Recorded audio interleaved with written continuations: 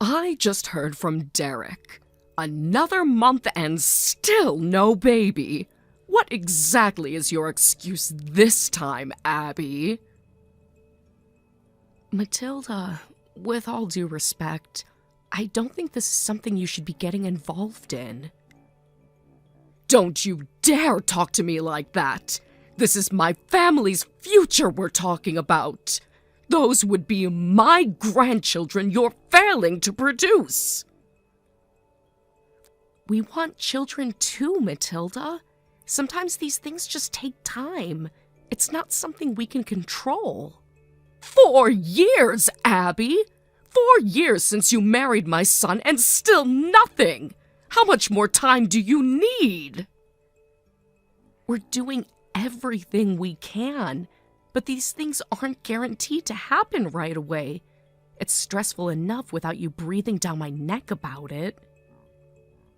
Maybe if you actually enjoyed yourself a little more, we wouldn't be having this conversation.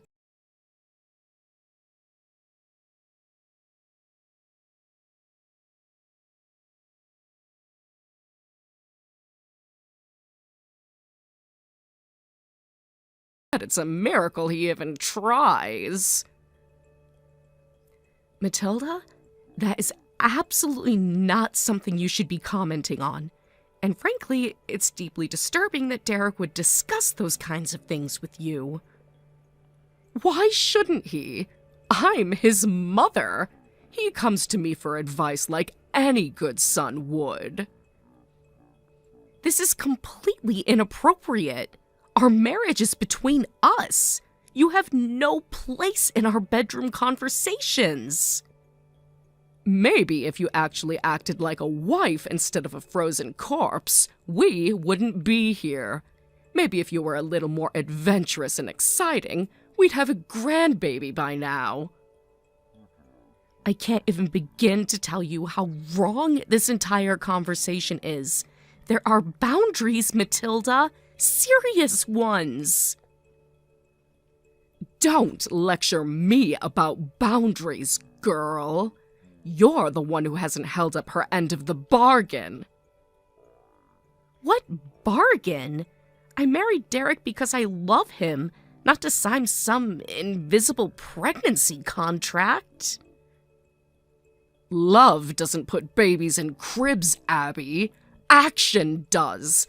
And you clearly don't have what it takes. This isn't your call to make, Matilda.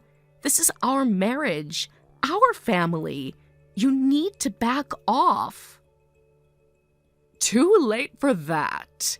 Derek's been thinking about divorce, you know. He's tired of waiting. He wants a real wife who can give him what he needs. There's no way Derek said that. He did. And you know what? I agree with him. Your probationary period is over. Probationary period? I'm not a rental car, Matilda. I'm his wife. Not for much longer.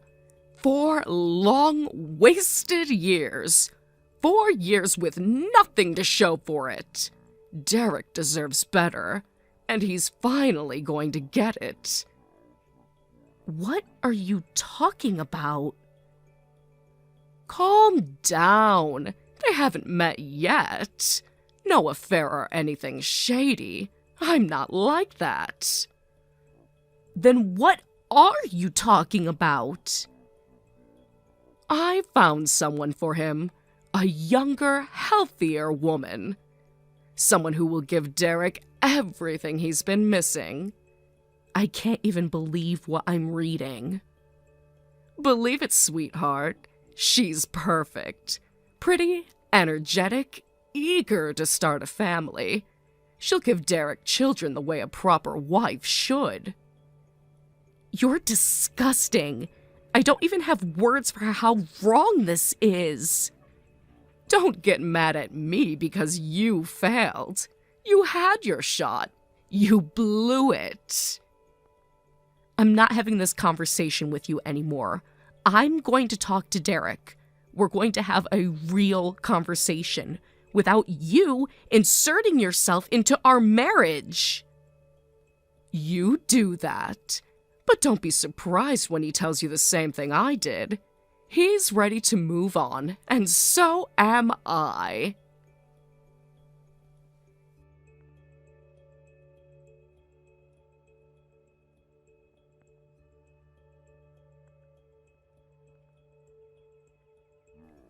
Hey there, Derek.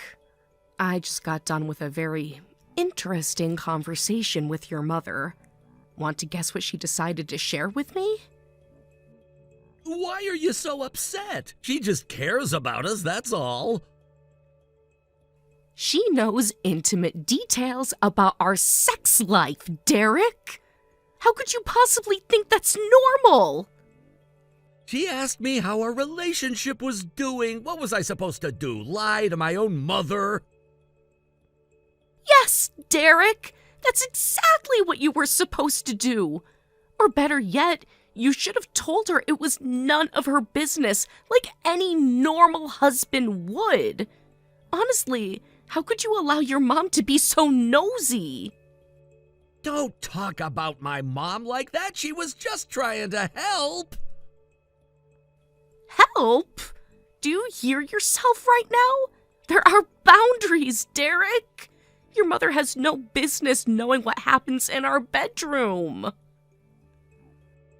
You're the one making this into a big deal. If you weren't so negative all the time, maybe you'd have a better relationship with her. Unbelievable. You really think this is my fault? You're always criticizing her. What do you expect? She's just looking out for me. Okay, so that's not gonna do it for you, huh? All right, I've got plenty more to talk to you about. Let's move on to round 2. Care to explain why she thinks you want to divorce me? Look, what do you expect me to do? You still haven't gotten pregnant, Abby. We've been trying for 4 years. So that's it? Because I haven't given you a baby on your mother's schedule, you want a divorce? It's not just that. You never even try to make things exciting. Maybe if you'd wear the costume I asked you to wear, things would be better. Are you serious right now? You think fertility issues are solved by dressing up like a French maid? My mom said it might help. You never even consider trying what she suggests. Oh my God. You're a full-grown man taking sex advice from your mother. Don't say it like that. You're twisting everything. Am I? Tell me, Derek, at your big age, how is it normal for your mother to be this involved in your marriage? You're just being mean. I'm telling my mom you said that about her. Thanks for proving my point. You can't even stand up for yourself without running to her first.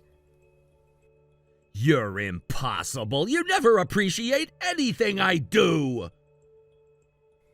You never do anything without her approval. Maybe if you respected her more, things wouldn't be this way. Maybe if you respected me more, we wouldn't be having this conversation at all. Whatever. You're just bitter because you can't do the one thing a wife's supposed to do. Oh, you mean get pregnant on demand like a prized cow? Grow up, Derek. If you're not gonna give me a baby and you're just gonna keep being a jerk to me and my mom, then yeah, maybe I do want a divorce. Good. At least now you're finally saying it out loud. Don't act all righteous. You brought this on yourself. No, Derek. You and your mother brought this on yourselves. I spent 4 years trying to build a real marriage with you, but it turns out I wasn't married to a man. I was married to a little boy who still needed his mommy to tell him what to do. stop it! You're being so unfair. You think this is unfair? What's unfair is the way you let your mother humiliate me. What's unfair is the way you chose her over me every single time. She just wants what's best for me. No, Derek. She wants what's easiest for her, and you're too weak to see it. I'm not weak. I'm just loyal. Loyal to her, maybe, but never to me, your wife. You're twisting everything. You're making me sound like some kind of monster. If the shoe fits. I hate that you're making me out to be the bad guy. You are the bad guy, Derek. And the saddest part is, you don't even realize it. Whatever. I'll be better off without you. And I'll be thrilled to be rid of you. I wouldn't want to spend one more precious second of my life chained to a pathetic mama's boy. I'm not pathetic. I'm a good husband. You're just ungrateful. Go cry to your mommy about it. I'm done here.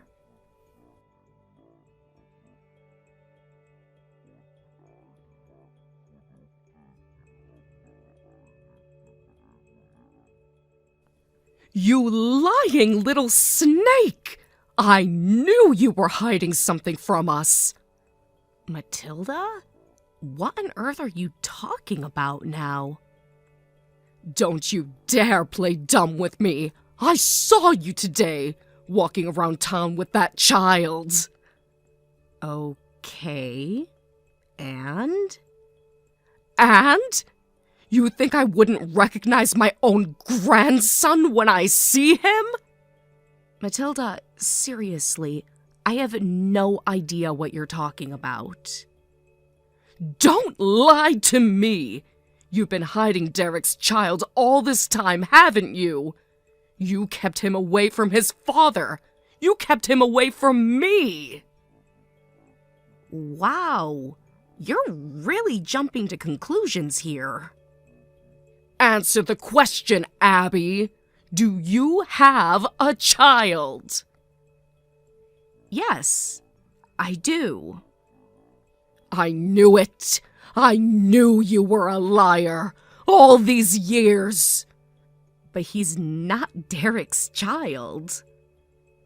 Oh, please. Don't insult my intelligence. I saw him with my own 2 eyes. That boy's at least 4 years old. You're wrong, Matilda. He's not 4. He's 2. 2? Don't you dare lie to me again. I'm not lying. He just turned 2 last month. I've raised children myself, you little witch. I know what a 4-year-old looks like. Congratulations. You're still wrong. You're just saying that to cover your tracks. You can't fool me, Abby. I know that boy is Derek's. He's not. End of story. End of story? End of story? You're not getting away with this. There's nothing to get away with, Matilda. You and Derek made your choices. You wanted me gone, remember? You ran off with my grandson! No, I had a child with someone else years after Derek and I divorced. Liar! I saw the way that boy smiled, just like Derek when he was little. Matilda, genetics don't work like that. Plenty of kids have dimples and brown hair. I don't care what lies you spew. You're not keeping my grandson from me. Matilda, he is not your grandson. You think you're so smart, don't you? think you can rewrite history and get away with it. I'm not rewriting anything. You're just refusing to accept reality. I should have known better than to trust you. You were always a little snake. Funny, I thought I was a failure who couldn't give you a grandchild. Now suddenly I'm the devil for having one? Because you stole him from us. Nobody stole anything. You threw me away. You made it very clear that I wasn't good enough for your precious son. You tricked him somehow, didn't you? You got pregnant right before the divorce and hid it. You really think I'd hide a pregnancy for 9 months and a baby for 4 years? Seriously? You're cunning enough. You've always been a schemer. Matilda, you're embarrassing yourself. Just stop. I'm not letting this go. I'm getting a lawyer. I'll make sure that boy comes back where he belongs. Go ahead. File whatever lawsuits you want. You'll lose, because there's no biological connection between your family and my son. We'll see about that. We will. And you'll end up looking even more foolish than you do right now. I swear, if I have to drag you into court kicking and screaming, I will. You do whatever you need to do, but you are not touching my son. I won't let you poison him against us. He's family. He belongs with us. He belongs with me, his real mother, not some bitter, controlling woman obsessed with bloodlines and appearances. You wretch! I will not be ignored! You're not being ignored. You're being told no, something you've clearly never heard enough in your life. This isn't over, Abby. Not by a long shot. For your sake, I hope it is. You've already humiliated yourself enough for one lifetime.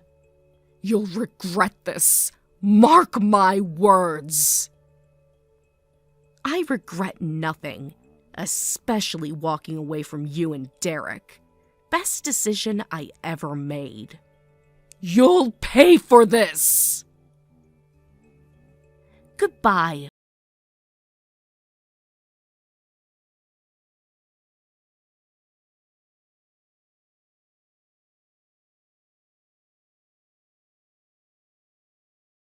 Unbelievable! I just heard from Mom! You've been keeping my son from me all this time!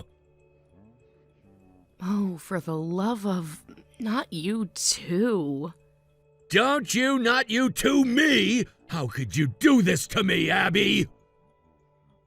Derek, listen carefully.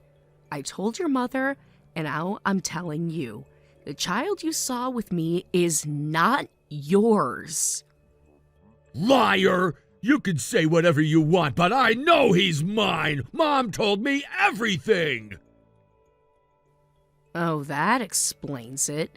You believe everything Mommy tells you without thinking for yourself. Some things never change.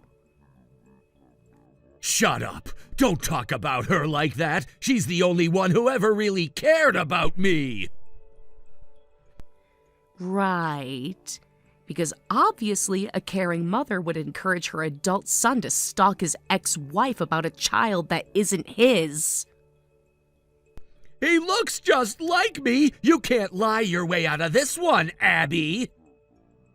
He's not yours, Derek. Period. You're so selfish, keeping my kid from me just to spite me! Again, not your kid. I cried for an hour straight when Mom told me what you did to me! How could you be so heartless? Honestly, that doesn't surprise me. You've always been good at crying when you don't get your way. You don't get to mock me! You stole my son! There was no stealing. There's no secret. You're just making a fool of yourself based on a fantasy your mother invented. I'm not letting this go! I demand to see him! And I'm telling you no. You have no right. You can't keep him from me! I'll go to court! I'll tell everyone what you did! Feel free. I'll bring the birth certificate and the DNA test and my husband. You'll lose. Wait, you're married? Yes, Derek. Happily married to a man who's actually capable of putting someone else before his mother. You forced another man to raise my son? For the last time, he's not your son. You're sick, Abby. Twisted! If you think trying to build a happy family is twisted, that says a lot more about you than me. You're not gonna get away with this! Get away with what exactly? I'm gonna get my son back one way or another! There's nothing for you to get back, Derek. You lost the only family you ever could have had when you threw away your marriage. You think you're so smart, but the truth always comes out! The truth is already out. You just refuse to hear it. This isn't over, Abby! I'll fight for him! I'll fight for what's mine! I'm not afraid of you, Derek, and neither is my family. Enjoy your lies while you can, because soon you'll have nothing left! The only thing I've lost, Derek, is you. And believe me, that was no loss at all.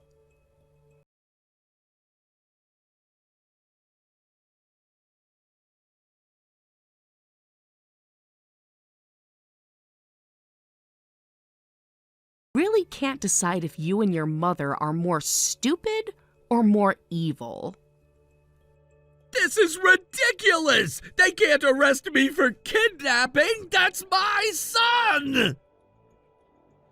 Oh no, Derek. It's definitely both. You're stupid and evil.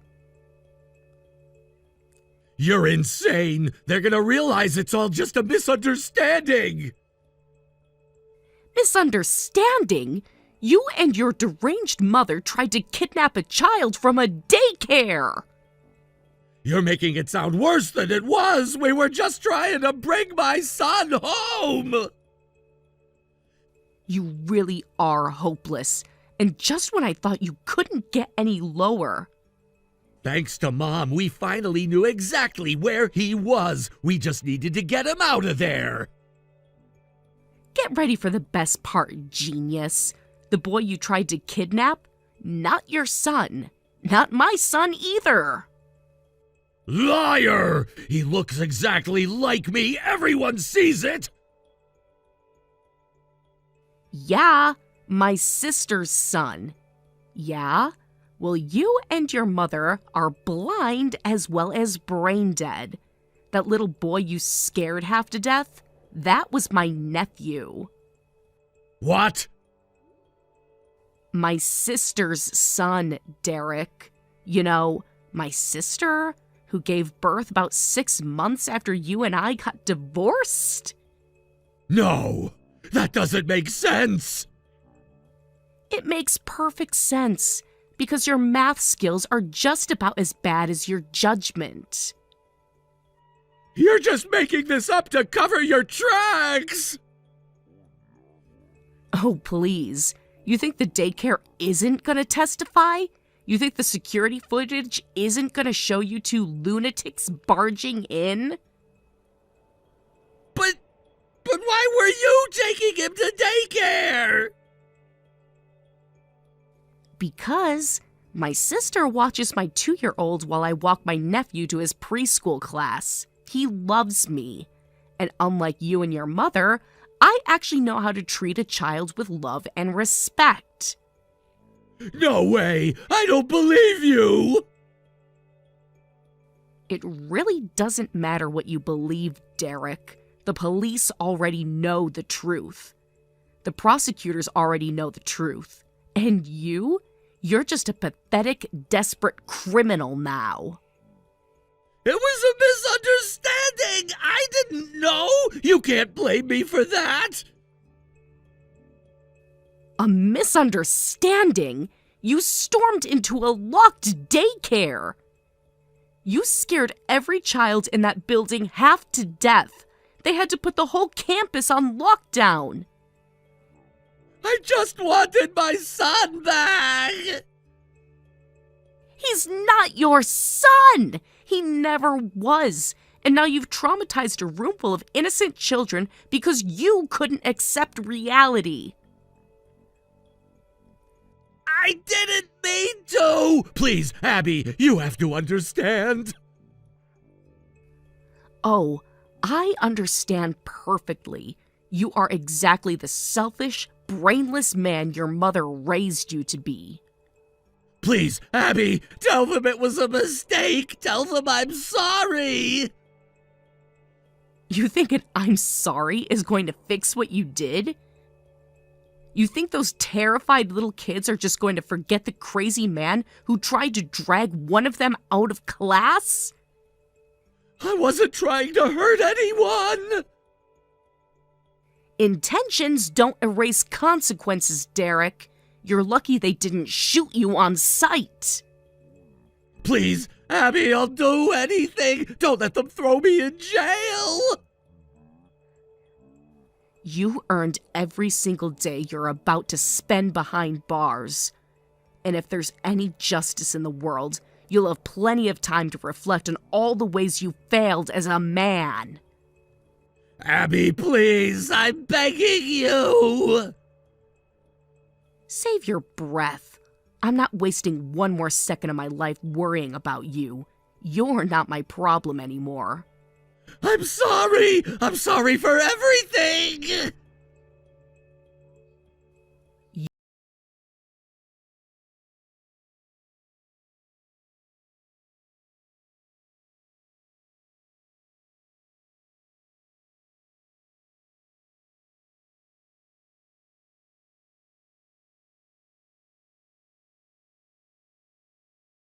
And Matilda and Derek got off with surprisingly light sentences. Their lawyer spun the entire trial into a story about their naivety and poor judgment. He was practically begging the court to see them as harmless fools instead of criminals. Honestly, it wasn't far from the truth. The prosecutor shredded them during the closing arguments, but stupidity isn't a crime, and unfortunately it worked in their favor. They'll still carry criminal records for the rest of their lives, but I would have preferred to see them behind bars for a lot longer. What haunted me more was what they put my nephew through. I felt an enormous weight of guilt toward my sister for everything that happened. She trusted me to walk her son to school, and somehow my past came crashing into that safe little world. I took her out to a nice dinner to apologize.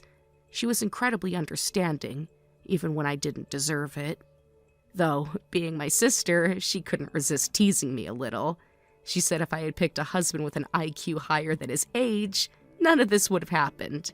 I can't even argue with that. She has me dead to rights. Thank you for watching. Please subscribe and hit the like button. See you next time.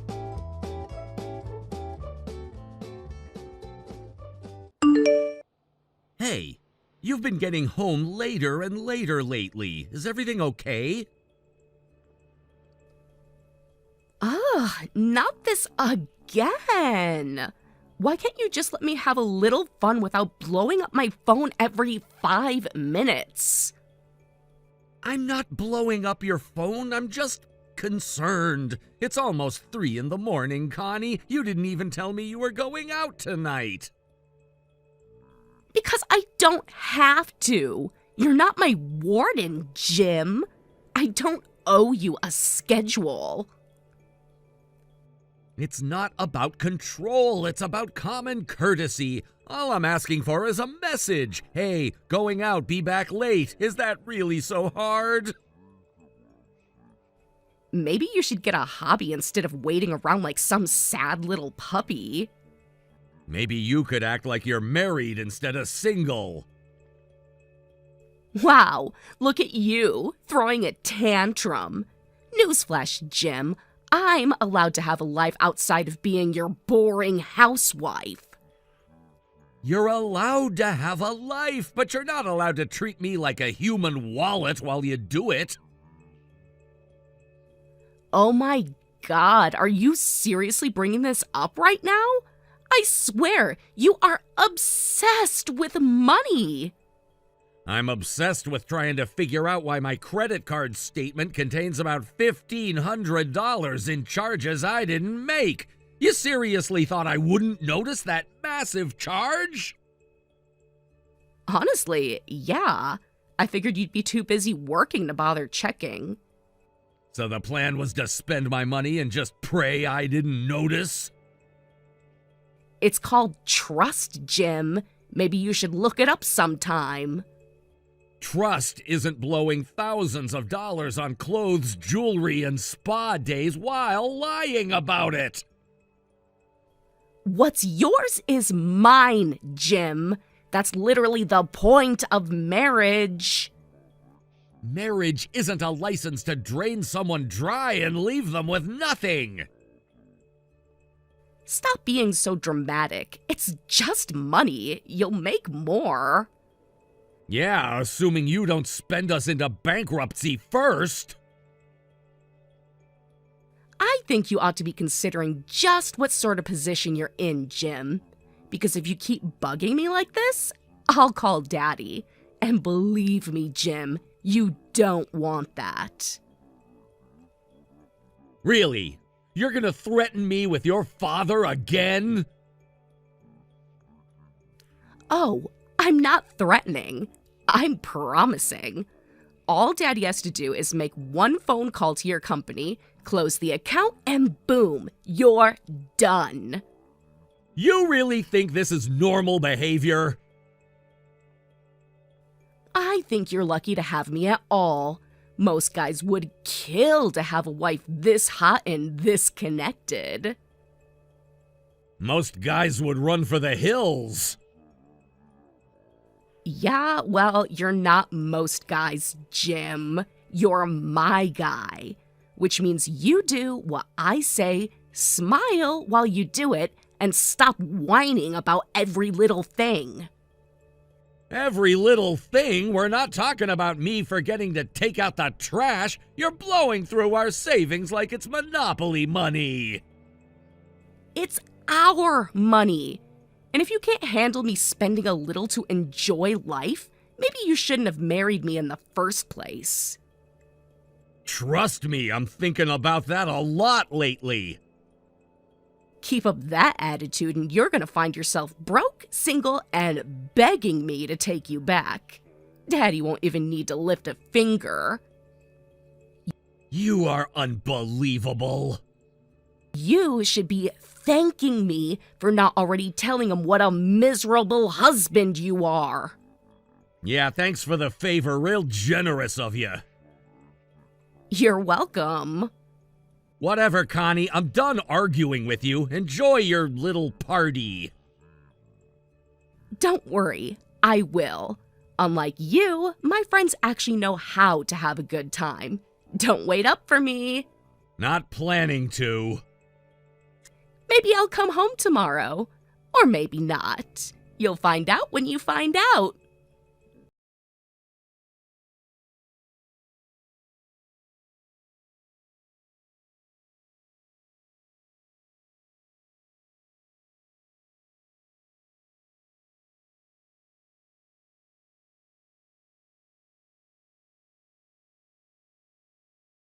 To talk. I just checked the account. You used my card again after I explicitly told you not to.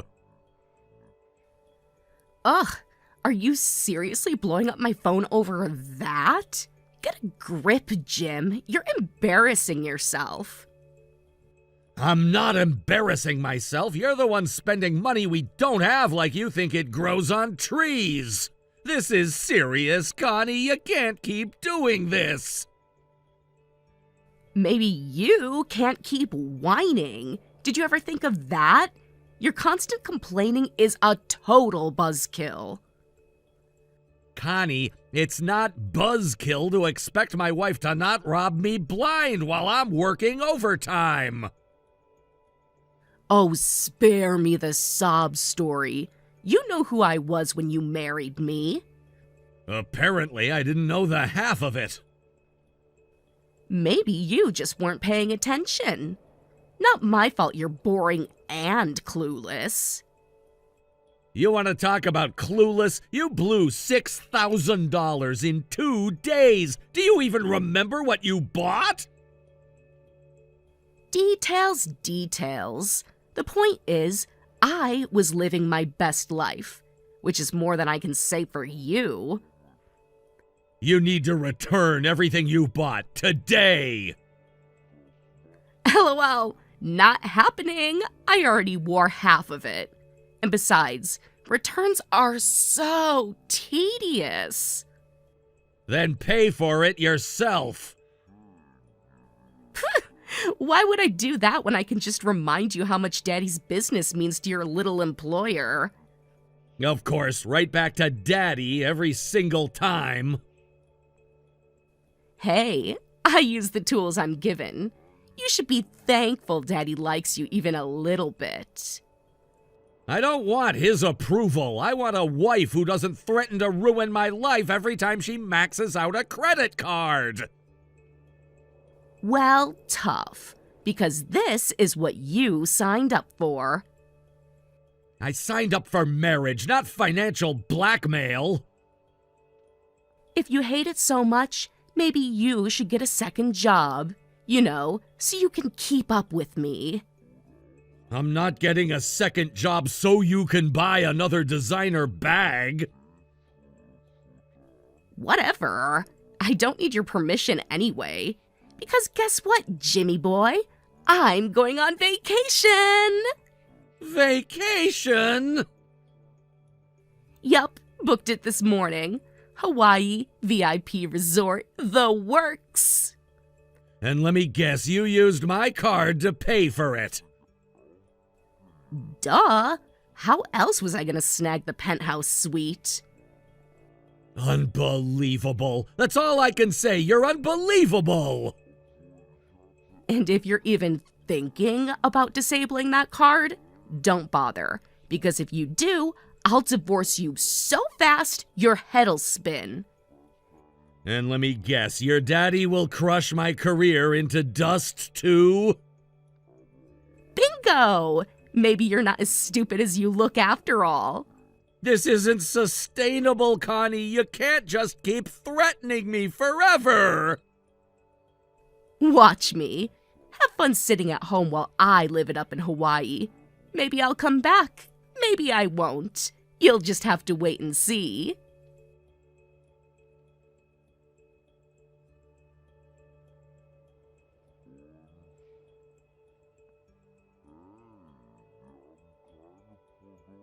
Connie, we need to talk again. Oh, what now, Jim? I'm busy. Some of us actually have lives. I was going through the purchases you made yesterday, the ones you charged to my card without permission again.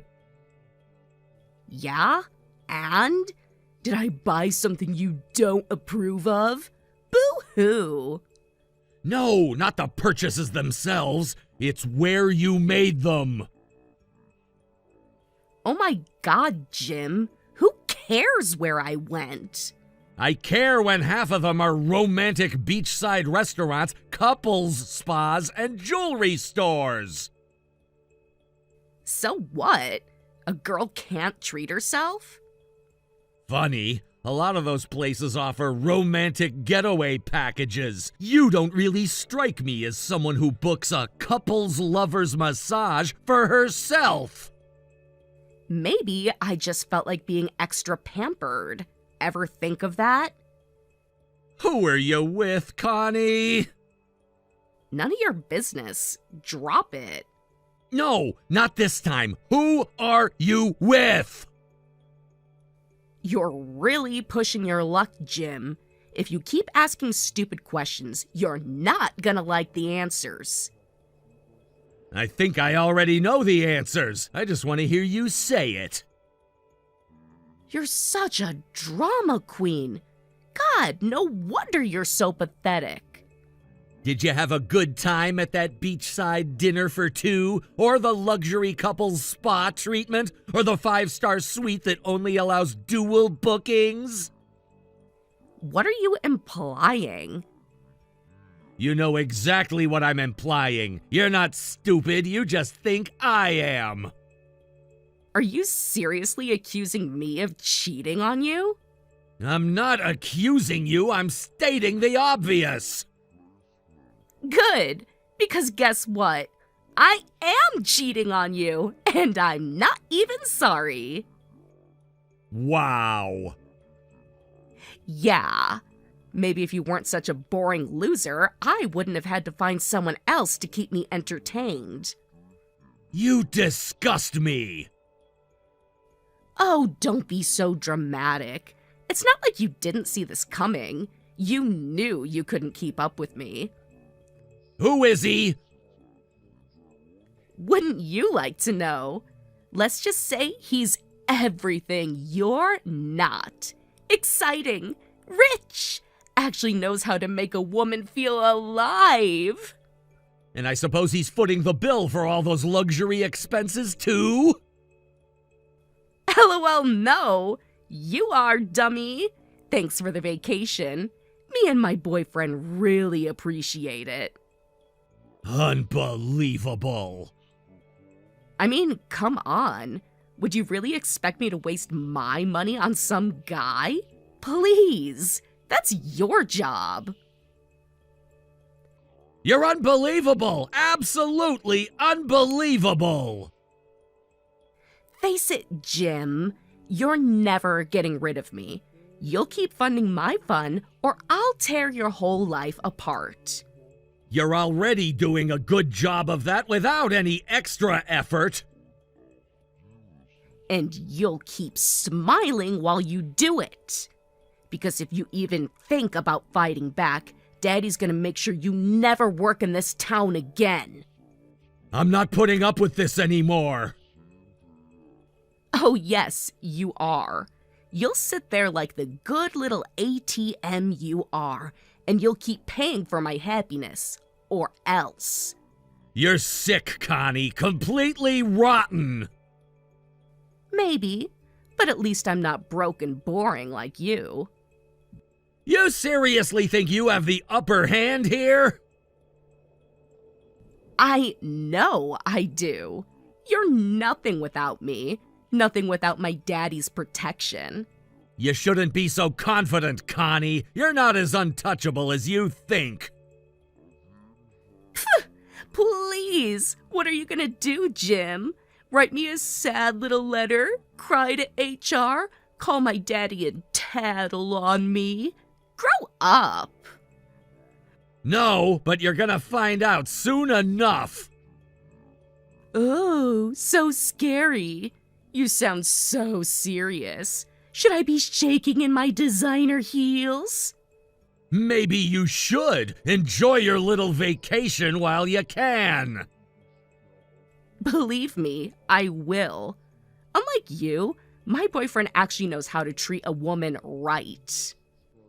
We'll see how long that lasts. LOL, whatever, loser. I'm going back to my boyfriend now. Have fun sitting in your sad little apartment thinking about everything you lost. I'm not the one who lost, Connie. You are.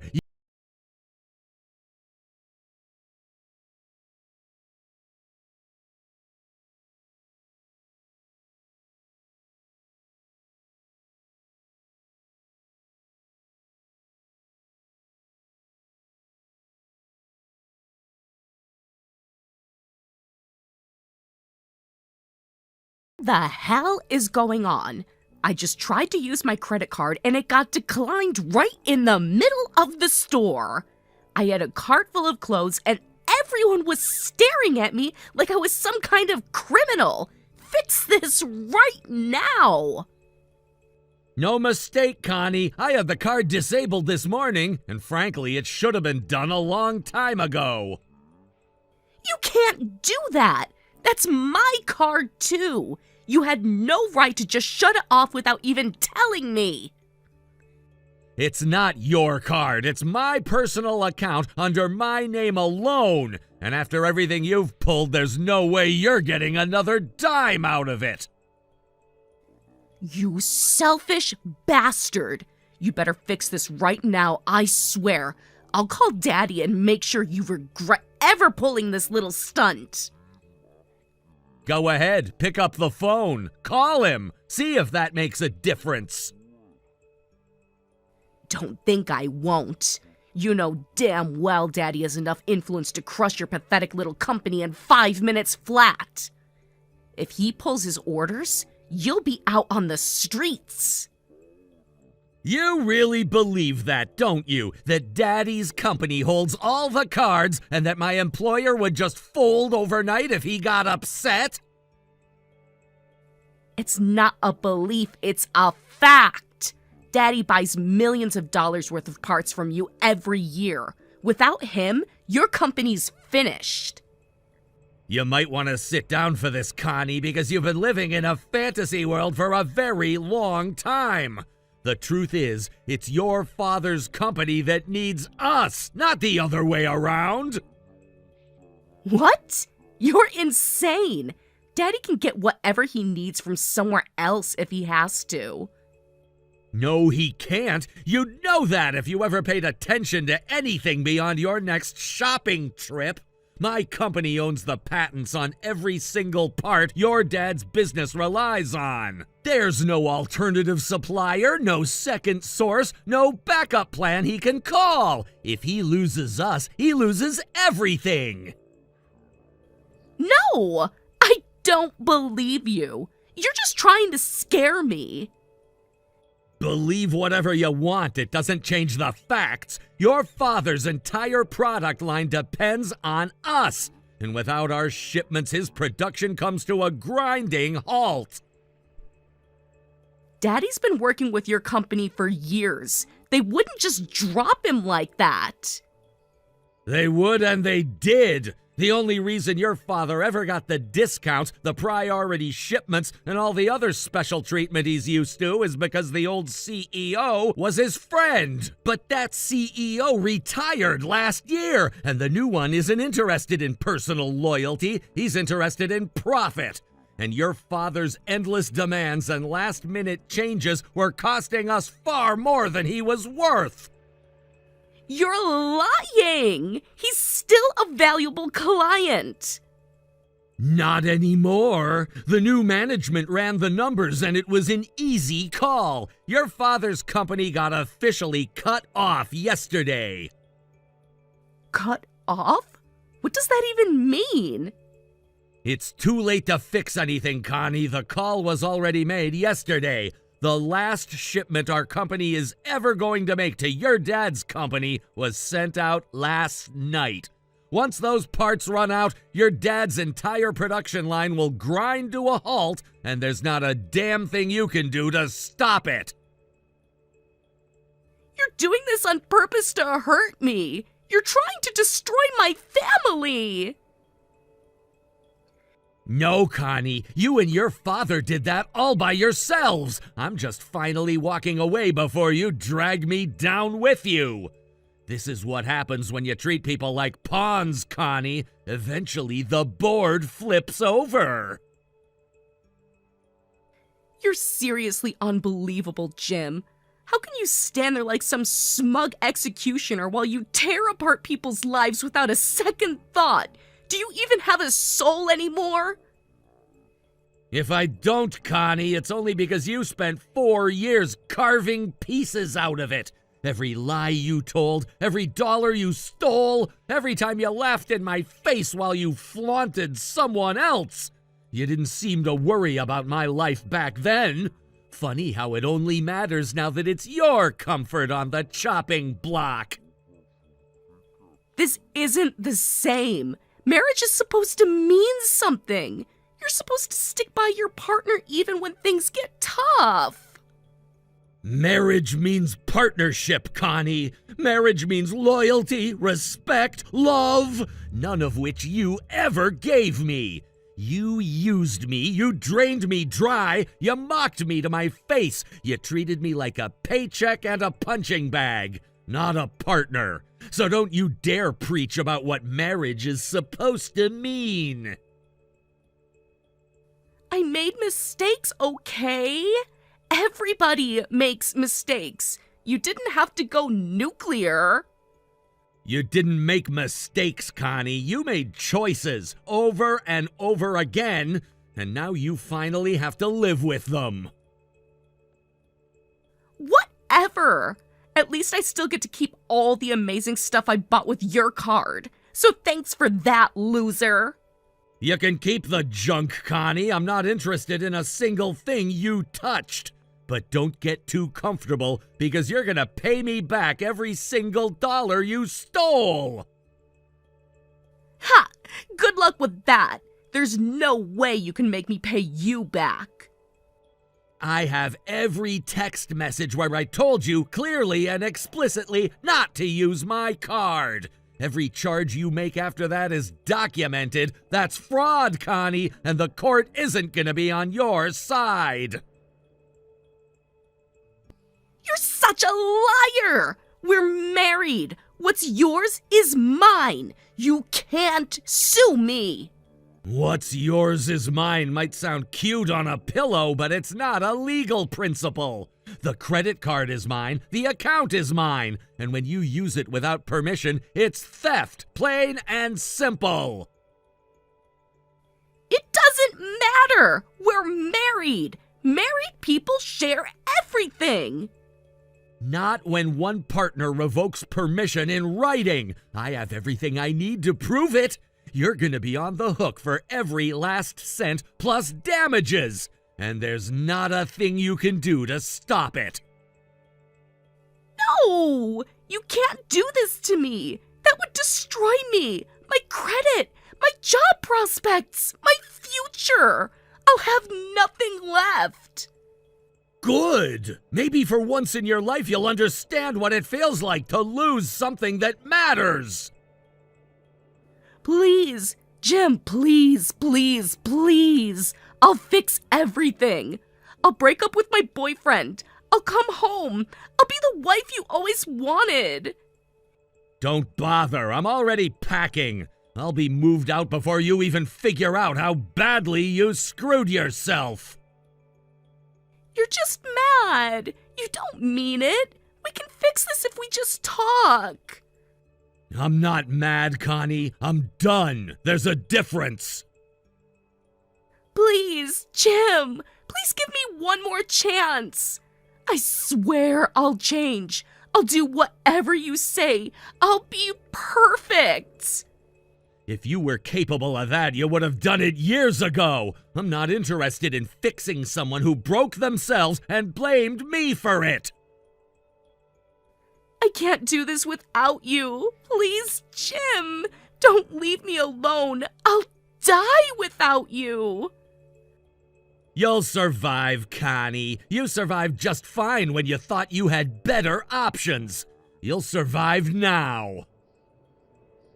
I'll never love anyone like I loved you. Please don't walk away. Please don't give up on us.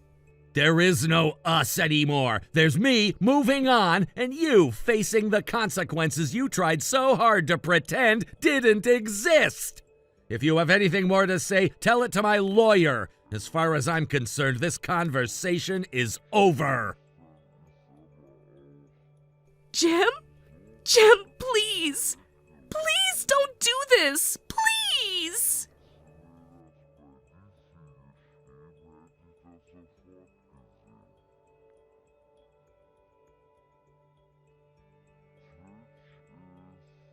Honestly, if Connie had spent half as much time learning basic legal facts as she did memorizing credit card numbers, she might have saved herself a lot of grief. The court didn't take long to see through her nonsense. They ruled in my favor on every point. She got basically nothing out of the divorce. No spousal support, no property settlements, not even the junk she bought on my card. Instead, she was slapped with an order to pay back every single cent she stole after I revoked her permission. The sum was astronomical.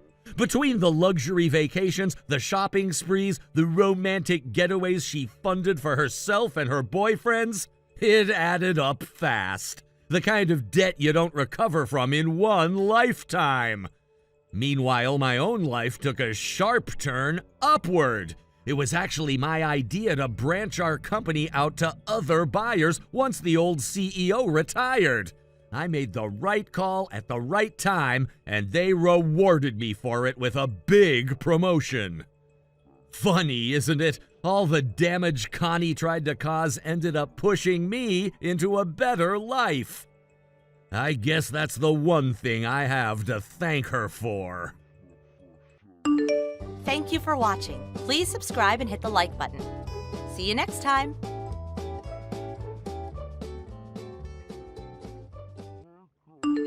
Melina, do you have a second?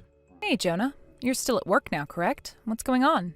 This is about that dress for Katie and her upcoming birthday. Your mom wants to know about it. Did you finish up with it yet? Oh, right. I heard that the dress has been finished up and is ready to go. Next Monday I'll have the day off work, so that's when I'll have time to head out and go get it. Is there something my mom wanted with it? You of all people know that your mom doesn't really talk with you much, but she told me that this is your first time dealing with a child's dress, right? And, well, she got in touch with me to ask if you'd be able to have everything ready by the time of Katie's birthday. I see. And another thing, tonight after I finish work, I'm going back over to my parents' place and I'll be staying the weekend there. What? Is there something going on there? I just heard that my sister is bringing my niece home for once and I'll be able to see her again. And, well, I can't let a chance like that slip through my fingers, right? So it's May that'll be coming, right? I see. What? It's nothing. I'm just wondering if she'll be asking for more expensive toys this time or not. And so what if she does? She's my cute little niece, so what's wrong with me treating her to some gifts? Well, you never really do things like that for your own daughter, Katie. Well, besides her birthday and Christmas, there's no other important times of the year for her, right? Whatever, Jonah. Even though I'm bringing this up again, you're still not getting my point. Huh? Well, so be it. I'm going back to work now.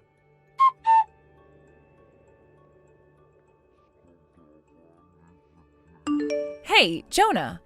I just got a call from my mom saying that you went to go and get that dress for Katie. Huh?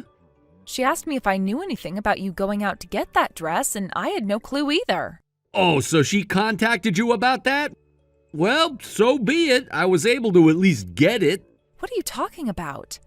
We already talked about how I'd be going out to get the dress on Monday once it was finished. And by the way, my mom told me that you told her you'd be taking that dress and going with it to your parents' house? What the hell are you wanting to do with it? Actually, today is May's birthday and all. Huh? May is celebrating her birthday today? Don't tell me you're taking that dress to her so that she can wear it today. That's what I'm doing, though. Are you kidding me? I was working on that dress with the help of my mom for Katie to wear at her birthday party next week. Katie hasn't even gotten to try it on yet. Katie has her birthday on the 15th, right? But May's birthday is on the 13th, which means she gets to come first. I know it's a little early, but this is when she wanted to celebrate. The choice was between saving this for Katie or using the dress right now as a present for May. So I chose May. I'll make sure to give the dress to Katie later, okay? Hold on a second. Did you ask for us to make that dress for May and not really for Katie? I already spoke to Katie about this, so it's fine, right? What? Katie knows about this? At first, Katie started to cry because she wanted it to be her dress and all, but then I told her that she's not my kid if she acts that way. I had to teach Katie a lesson for acting like that when May said that she wants to wear it too. After yelling at her a bit, she finally agreed to let me give the dress to May. What the hell? You're a dick, Jonah. I knew you'd say something like that, and that's why I told Katie to never tell you about it. I made the right choice. What the actual hell are you thinking, man? How about instead of taking the dress we were making for Katie and giving it to May, you go out and get a different dress for her birthday? You could have even asked us to make one for her too, and we would have. My sister told me that it would be a waste of money to get May a dress just to wear on her birthday this year. But if she didn't get one, I'd feel bad for the poor girl, all right? That's why I'll let May wear the dress that was meant for Katie. Don't you feel bad for Katie? It's not like I'll be giving this dress to May for her to keep, so stop getting all worked up like Katie was. My mom and I made that dress for Katie to wear. No matter how you look at this, you caring more about May is straight up wrong for you to do. I just got here, so stop it with all of that whining already. You really are an asshole, Jonah. I figured for some time now that you had something for May over Katie. But what you're doing now is completely screwed up. Your child isn't May, but Katie. Are you aware of that? Dude. Would you look at that? May is already dressed up in that cute little dress. So cut it out with all of that whining now. We're gonna start celebrating her birthday now. You and Katie were never invited, so don't even try coming out here. Even if we were invited, we wouldn't be going there. Is that right?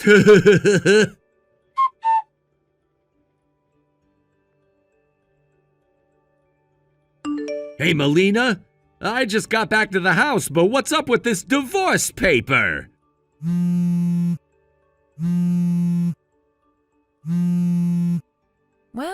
Well, you're home already. I thought that you'd just stay there at your parents' house and get married to your sister so you could have May as a daughter. Huh? What are you going on about? Why would I ever want to do all of that when I already have my own house and daughter?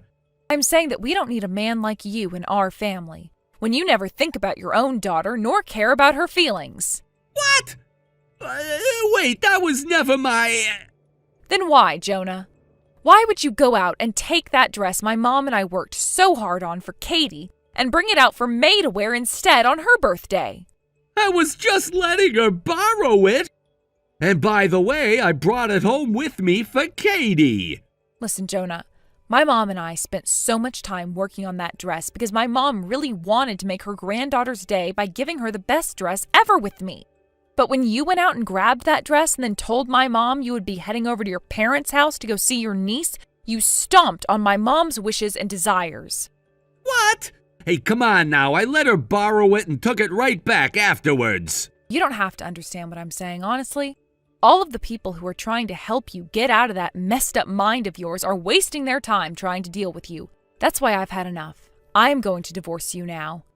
Both my mom and dad were furious about this, and Katie says that she hates you now. What? There's no way you're getting her trust back now, asshole.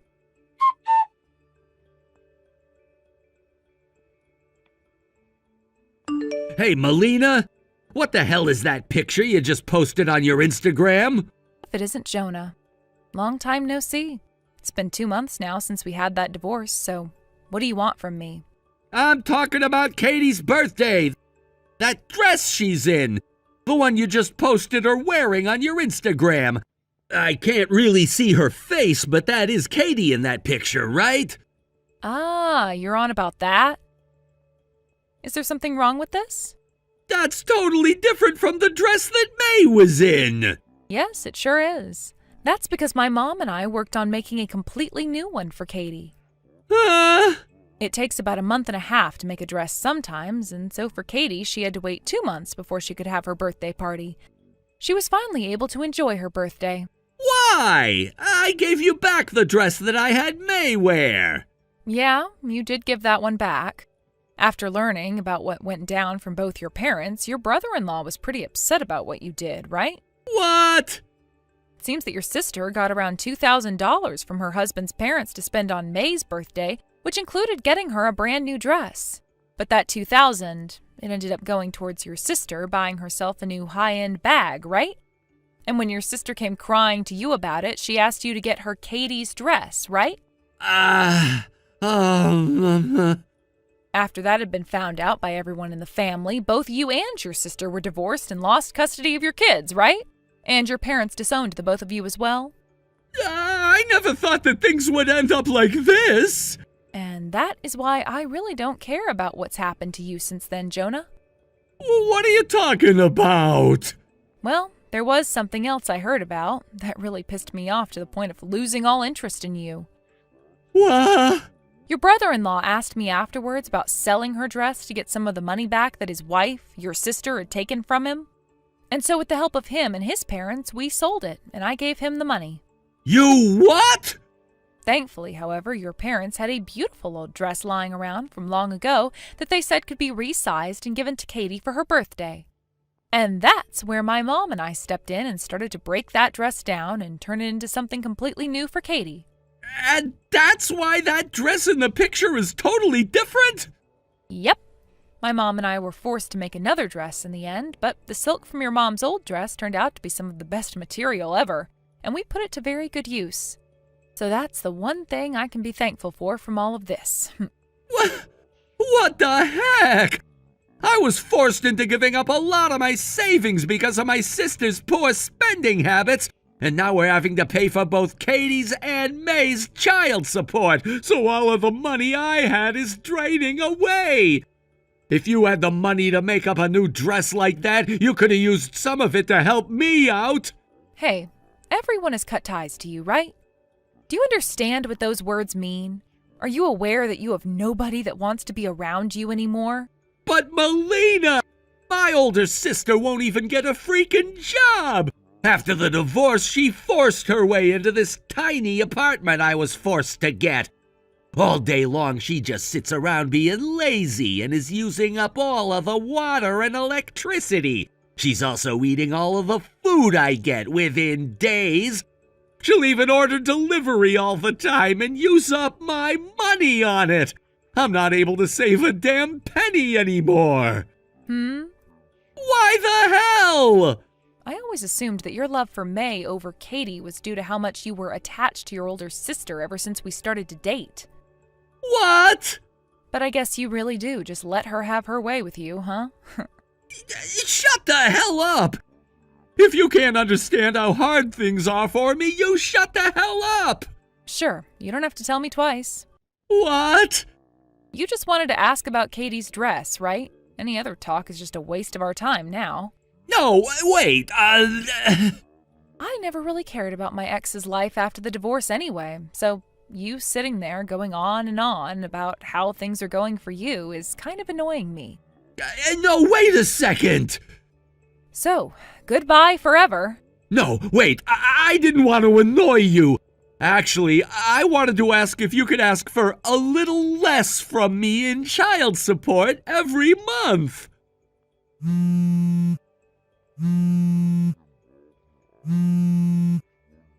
Hey, Melina!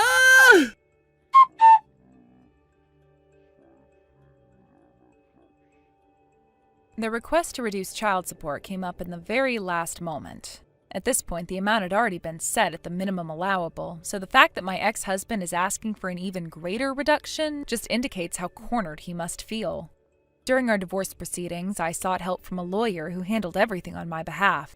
The lawyer also conveyed a similar request from him, suggesting that I might be the reason for his financial struggles, saying, "Isn't it because he's been pampering your sister-in-law too much?" When this message was relayed back to him, I heard he had a rather stunned expression on his face. It was not long after that, however, that my ex-husband went completely off the grid.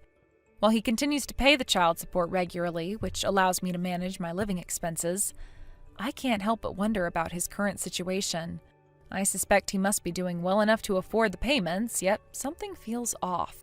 Meanwhile, my former sister-in-law, left behind with no other options, came to the realization that she had to start working to support herself. She accepted a live-in position at a workplace, which must have been a significant adjustment for her. I can only imagine how difficult it must be for her, especially since she's not worked before. The transition from a life of comfort to one filled with the harsh realities of daily labor has been hard on her. Reports indicate that she's struggling tremendously with this new reality. The initial excitement of independence quickly wore off, and she's been crying daily, overwhelmed by the demands of her new job. The hard work and exhaustion are evidently taking a toll on her both physically and emotionally. She's facing a steep learning curve, dealing with responsibilities that she had previously avoided. It's almost as if she's had to awaken from a long, cozy dream into a cold and unforgiving reality. I can't help but reflect on how differently she viewed her life before all this chaos ensued. She once lived comfortably, perhaps a bit too comfortably, thanks to the support of my ex-husband. Now she's facing the consequences of their decisions and lifestyle choices. I genuinely feel sorry for her. The job she's taken is no walk in the park. It demands not just physical effort, but also mental fortitude, and she seems to be struggling with both aspects. It's heartbreaking to think that someone I once called family is now in such a painful situation. Yet, as much as I empathize with her plight, I also recognize that this may serve as a harsh lesson. Life does not always go according to our plans, and when faced with adversity, we often discover strengths we never knew we had. Perhaps this experience will force her to grow and mature in ways she hadn't anticipated. While it's sad to see her suffering, I hope that she eventually finds a way to cope with and thrive in her new environment. On the other hand, my ex-husband's behavior continues to baffle me. One moment, he's pleading for a decrease in child support, and the next, he disappears entirely. It's clear he's under significant stress, and I can only guess the circumstances that led him to this point. Did he mismanage his finances? Did he make choices that put him in a compromising situation? Regardless, he's made it clear that he's unable to handle his responsibilities. The lack of communication from him raises many questions. Is he simply overwhelmed, or is he attempting to escape from his obligations? Either way, I have to keep moving forward. I have to focus on my life and my children's well-being. While his decisions affect us, I can't allow them to define our future. I'm committed to providing for my children and ensuring that they have a stable and nurturing environment. Their needs must come first. Looking back, I realize how crucial it is to have a support system in times of turmoil. Whether it's friends, family, or colleagues, having people to lean on during challenging times makes a significant difference. Although my former sister-in-law may not have had the same network, I hope she finds her footing soon. Perhaps she can reach out to others in her workplace or community for support. It's vital for her mental health to have someone to talk to, someone who can understand what she's going through. In the meantime, I will continue to navigate this new chapter in my life, one step at a time. I know I have to remain strong, not just for myself, but also for my children. They look to me for guidance and stability, and I refuse to let them down. While life has thrown its challenges our way, I remain hopeful that brighter days are ahead. After all, resilience is built through adversity, and I am determined to emerge stronger on the other side of this situation. As for my ex-husband and former sister-in-law, I can only hope that they find a way to confront their respective realities. Life is filled with ups and downs, but it's how we respond to those challenges that truly defines us. Each day presents new opportunities for growth, and I trust that they will eventually come to understand that as well. Thank you for watching and listening. We hope you enjoyed the video. Don't forget to like this video and subscribe. Also, feel free to leave a comment about what you thought of the story. We look forward to seeing you at the next story. Thank you for watching. Hey, Keaton, is it true that you started working at a factory? Huh? Oh, Dan, it's been a while, hasn't it? Since the middle school reunion, I think. What's up? Forget the small talk, just answer my question. You were working in sales at some big company, right? If I remember correctly, it was one of those well-known, prestigious ones. And now I heard you're working at a factory. Is that true? Like, seriously? Yeah, you heard right. I started training at a factory in M-Town about 2 weeks ago. It's a pretty solid place. I knew it! I saw you in your work clothes heading into one of the factories my company outsources to, and you're still in training? So let me get this straight. You're 30 years old and you're a newbie at a factory? You gotta be kidding me. That's just too rich. I don't really see what's so funny about it. What's not funny? I mean, come on, you've got a good education, a decent degree, and you worked for one of those big, shiny companies. You probably wore a suit and everything, and now, what, you're in a factory? What kind of twist of fate is that? What happened? Did you mess up so bad they had to kick you out? I can't stop laughing. You went from climbing the corporate ladder to what? The bottom rung of a factory job? That's gotta sting, right? Now you're basically working for a company that's under mine. This is way too good. Man, remember back in middle school, you were always ahead of me, Keaton. Always. You got elected as student council president, leaving me in the dust. Everyone liked you. Even the hottest girl in school had the guts to confess to you. What was her name again? Jessica, right? You had it all. I turned her down, though. It wasn't a big deal. That's exactly why it pisses me off, you know? Like, who even does that? Someone like her confesses and you just casually turn her down? You didn't even care. You were always acting like you were above it all. That's the kind of thing that really sticks with a guy. It's why seeing you now in a low-paying factory job feels so damn satisfying. It's like the universe finally gave me a win. Here you are working at some factory while I've got a steady job and a good salary at a better company. It's poetic justice, if you ask me. Now you're just a bottom feeder, a cog in the machine. How's that feel, huh? It's gotta suck. Look, that's not exactly what happened, Dan. There's more to the story than you think, but honestly, after hearing you talk, I don't feel like explaining it to you. It's clear you're just here to gloat. Oh, what's this? Is that supposed to be some kind of lame excuse? Come on, man, don't act all high and mighty now. I get it, you're just bitter trying to play it cool because you can't stand the fact that you've fallen so far. But the truth is, you're at the bottom now, just like the rest of the losers who can't make it. It's gotta hurt, huh? Admit it, seeing me doing better than you has gotta burn a little. You know, Dan, you're exhausting. Seriously, I didn't leave my old job because I failed. I left because I wanted something different. But I'm done with this conversation. You're not worth the effort.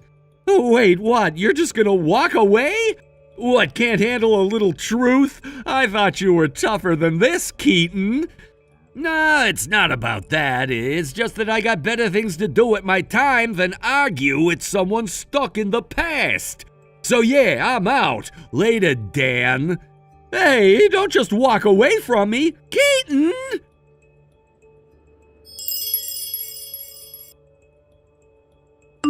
Keaton, it's been such a long time. It's Mary from F Company. I used to work at the branch office. Mary, it really has been a while. I hope you've been well. It's great to hear from you. I'm doing well, thank you. Actually, the reason I'm reaching out is that I've recently received a transfer order. I'm being moved to F Company's headquarters in M City. While I was visiting your company's New York office to introduce myself and meet the new sales representatives, I was surprised to learn that you're now working at a factory in M-Town. Is it true? Are you finally making the move? Yes, it's true. It's been a long time coming, but my father finally told me it was time to begin. I'll be traveling around a lot for a while, visiting various locations and learning the ropes. But to start, I'm undergoing training at the factory in M-Town, which is close to my hometown. After this, in about 3 months, I'll be heading to the Texas branch for further training. I see. Well, that sounds like quite the journey. Sounds like you'll be very busy for the next few months. Well, it's a bit sad that we might not get to work as closely together anymore. I hope we can continue to maintain a strong relationship between our companies. I'm looking forward to working with you, even if from a distance. Absolutely, I feel the same way. Thank you for your continued support, and I look forward to working together with you and F Company in the future. Actually, there's something else I wanted to mention while I have the chance. If you're available, I'd like to invite you to something.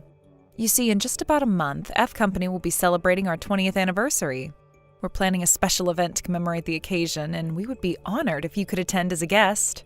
Wow, has it really been 20 years already? That's incredible! Congratulations to F Company on such a remarkable milestone. It must feel like such an achievement. Thank you so much. Oh, we're really excited about it. It's a huge event for us, and we're planning a big celebration. And as someone who's been an important part of our business relationship over the years, we would love to have you join us. How does that sound? Me? Are you sure? I'm honored that you'd think of me, but I didn't expect an invitation to something like this. Of course. In fact, your company's senior managing director will be attending as well, representing your company. It'll be a great opportunity to reconnect with him and other industry leaders. You're someone who's played a significant role in our business dealings, so we definitely want you there. I see. So the senior managing director will be there too. That's quite an event. Exactly. We're really looking forward to it, and it would mean a lot to have you there. Wow, since I'll be nearby anyway and it's such a special occasion, I'd be happy to attend. Thank you so much for the invitation, Mary. I'd love to join you for all the celebration. That's wonderful to hear. I'll make sure to send over all the details about the event soon.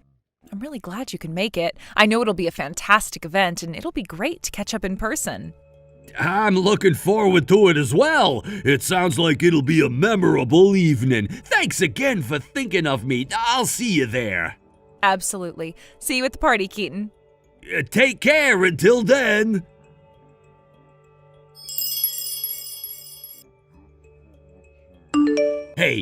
Hey, what the hell are you doing here?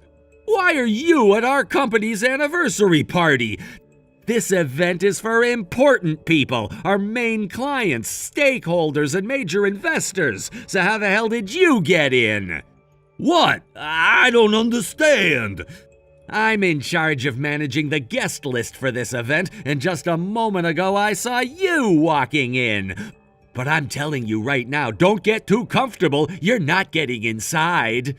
Oh, wait, I see now. F Company is where you work, isn't it? Ha! You think they invited someone from a lowly subcontractor like your factory? You've got to be kidding me. This party is for big players only. There's no way they'd invite someone like you from the bottom rung. You're from a subcontractor. They don't get invites to events like this. Seriously, what were you thinking? You're really overstepping your bounds. No, that's not right. The invitation clearly states that all business partners, regardless of their status as prime contractors or subcontractors, were invited. There's no distinction. Ha! That's rich! You think that just because you're technically a business partner, you belong here? Dude, don't kid yourself. You're nothing but a bottom feeder, and the fact that you're even trying to walk in here is absolutely hilarious. Same old you, always pushing your luck and acting like you belong somewhere you don't. Actually, I have an official invitation right here. And to clarify, I wasn't invited as a subcontractor representative, but for another reason altogether. Sure, like I'm gonna believe you. That invitation is probably fake, right? You went to some shady print shop and had it made up to look real. You don't seriously expect anyone here to believe you're supposed to be here, do you? How about you actually take a look at it before jumping to conclusions? It's a legitimate invitation. Nah, I'm not wasting my time on fake invitations. Why would I bother looking at something so pathetic? You're lucky I'm even giving you the time of day. Well, I'm not here alone. My superior is with me. Oh, you mean that washed-up-looking old guy standing next to you earlier? You think I didn't notice him? What a joke! He looked just like you, another bottom dweller from the lowest tier of society. It's laughable. I seriously can't believe they let people like you near events like this. Listen, that old guy you're talking about is someone pretty high up at the company, and you should really think twice before disrespecting someone like that. I don't know if you realize it, but you're talking to a representative of a business partner. This kind of attitude could really come back to bite you. Right, like I care. All I know is this. Subcontractors from low-class factories are strictly forbidden from entering this party. End of story. Now do yourself a favor and get lost before you embarrass yourself any further. Go back to your little factory where you belong. You're really making a mistake here. I'll just say this. Whatever happens after this is out of my hands, but don't say I didn't warn you.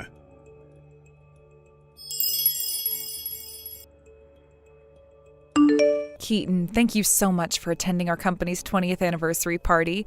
We are honored to have you here as a guest. Mary, thank you. I actually saw you earlier in the lobby near the reception area, but you seemed quite busy running around with preparations, so I didn't want to disturb you. I was hoping to greet you directly, but it's been a little challenging. Where are you right now? Oh, my apologies for missing you earlier. Yes, things were a bit hectic with the final preparations for the event, but now everything is running smoothly. I'm currently inside the main hall near the entrance to the banquet area. Are you nearby? I can come out to greet you properly. Well, how do I say this? Unfortunately, I'm currently heading back. Let's just say it's because of an unpleasant situation at the reception area. I don't think I'm going to be able to stay. Wait, what? Heading back? What happened? Did someone say something to you? Please, tell me what's going on. Did someone make an inappropriate comment? Yes, actually. There's an employee of your company by the name of Dan, correct? He works in the General Affairs Department, if I'm not mistaken. Dan? Yes, we have a Dan in General Affairs. He's currently handling some of the reception duties for the event, along with the rest of his team. Oh no. Oh, don't tell me he said something disrespectful to you. Unfortunately, yes. Dan and I were classmates back in middle school, and it seems he still holds some sort of grudge against me. He found out that I'm currently in the middle of training at the M-Town factory and assumed the worst. Without even letting me explain, he started throwing insults, saying things about how I'm working for a lowly subcontractor and that someone like me doesn't belong at this kind of event. I can't believe this. Oh, I am so terribly sorry, Keaton. That is completely unacceptable. Please, I insist that you don't let this affect your evening. If it's all right with you, I would be honored if you would still join us at the party. I will personally meet you at the reception area and ensure there are no more issues. You are a valued guest, and I will make sure you're treated as such. Thank you, Mary. I appreciate your understanding. I'll head back and meet you at the reception area. It's just unfortunate that this happened at all. I didn't expect to be treated like this, especially by an old classmate. Keaton, please believe me when I say that this is not how we treat our partners, especially someone like you. Dan will be dealt with accordingly, but for now, please let me make it up to you by ensuring you have a pleasant time at the party. I will speak to the reception team and make sure everything is handled smoothly. I appreciate it, Mary. I'll make my way over now. I didn't want to cause any trouble, but I also didn't want to just leave without saying anything. It's comforting to know you're handling this situation.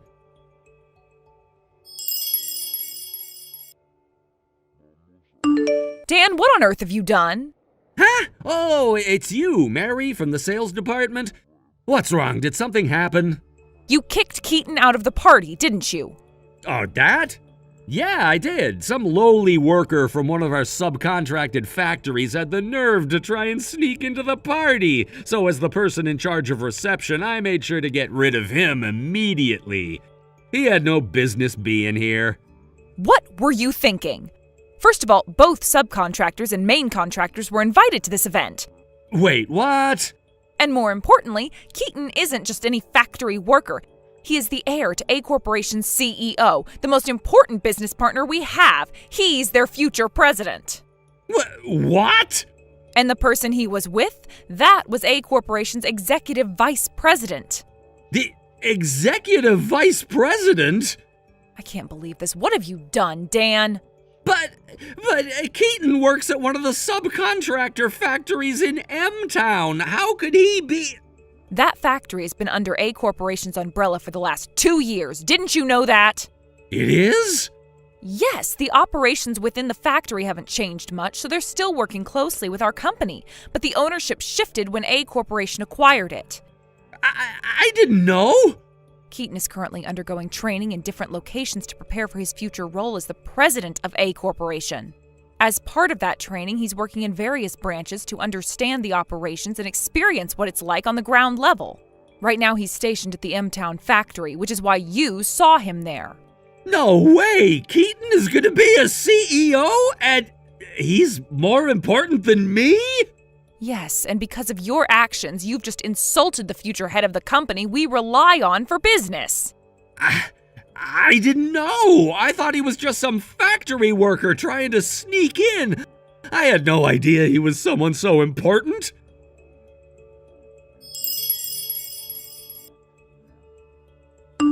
Wait a minute. Weren't you from a single-parent household? Huh? Back in middle school, you were living with just your mom, right? You never mentioned having a dad, let alone one who was the president of a corporation. Well, my parents were both working in different places because of their jobs. From when I was around 10 until I was 15, my dad and I lived apart for about 5 years. What? Why? Around the time my father was offered the position of the next president, he moved to New York for a work assignment. My mother, on the other hand, had a senior position at a local company, and since she couldn't easily quit, she stayed behind. That's why she didn't follow him. When I was ready to attend high school in New York, my mother was finally transferred to the Boston office, which was closer to New York. So now my parents are living together in a nice apartment in New York. No way! I'm pretty sure I explained the whole separate living situation back in middle school multiple times. Wait, what? You had this habit back then of ignoring anything that didn't suit you or conveniently twisting things to fit your own narrative. It seems like even at 30 that hasn't changed. If anything, you've doubled down on it and not in a good way.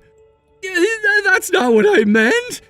Given your tendency to look down on people you think are in weaker positions, I'm guessing you've been up to your usual antics, haven't you? Well... In any case, the incident at yesterday's party was reported to the higher-ups by Mary, your sales department manager. From what I've heard, that report opened the floodgates. Now there are more complaints coming in about you from other employees and even some of our business partners. Looks like this is being treated as a compliance issue that can't be ignored. That's why you've been put on mandatory leave, right? All you can say is, huh? Shut up! I was working at the main office, and now I'm about to get demoted if I'm lucky. If demotion is all you're facing, you might get off easy. What?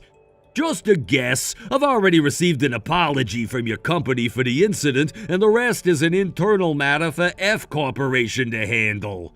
Wait, so...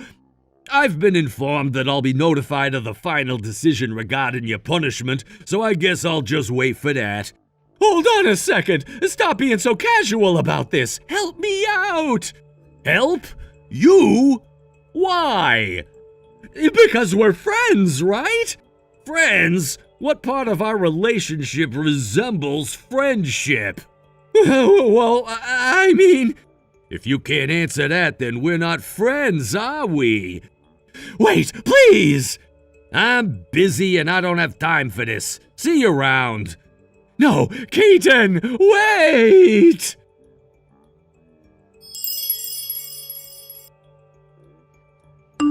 Regarding Dan's punishment, to get straight to the point, officially he resigned voluntarily. In reality, he was fired. By the way, F Corp is a local company in our hometown where both Dan and I grew up. As a result, many of the employees are familiar faces, classmates, seniors, and juniors from school. This incident became the catalyst for Dan's bad personality and abusive language to spread throughout the community. Soon enough, even his parents, who were similarly unpleasant, found themselves in a tight spot socially. Eventually, they couldn't bear the shame and left town, abandoning the house where Dan was born and raised. About 6 months after all this, Mary mentioned to me that she saw someone who looked like Dan at a construction site while on a business trip. He was being scolded and carrying materials while sniffling in tears. I can only hope that the tough working conditions straighten out his twisted attitude. Thank you for watching and listening. We hope you enjoyed the video. Don't forget to like this video and subscribe. Also, feel free to leave a comment about what you thought of the story. We look forward to seeing you at the next story. Hey, Brock! Where the hell did you go? Your room's empty. There's not a single thing left. It's like you vanished.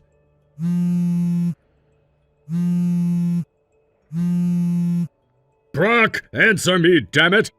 I'm not going to waste my whole entire day looking around for where you went.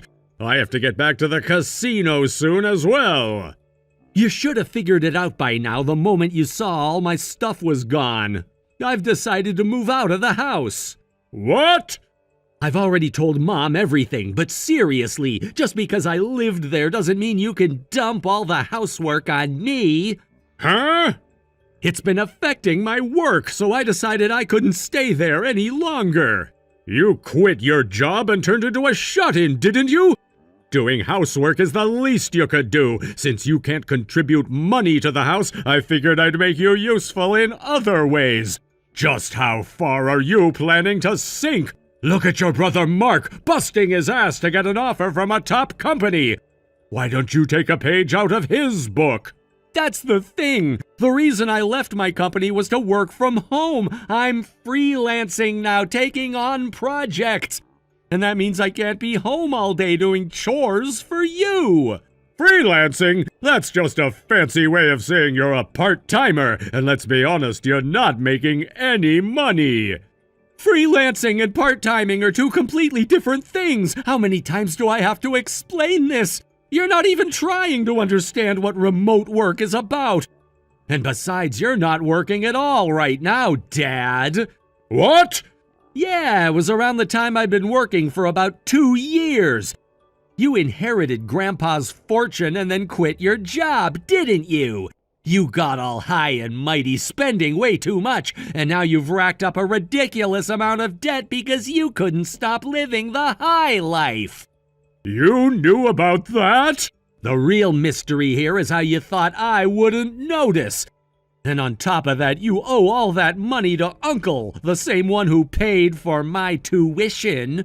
Just because Uncle's stationed overseas and hard to reach doesn't mean you can slack on paying him back. Do you realize how messed up that is? I never said I wouldn't pay him back. Well, you'd better make sure you do. And that's why I'm going to send you some money for the time being, enough to cover rent and living expenses. But there's a catch. You have to start working. I've already talked this over with Mom, and I told her the same thing.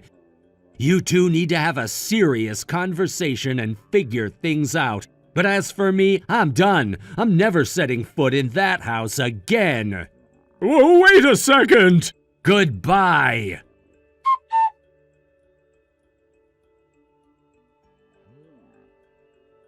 I can't believe you actually left.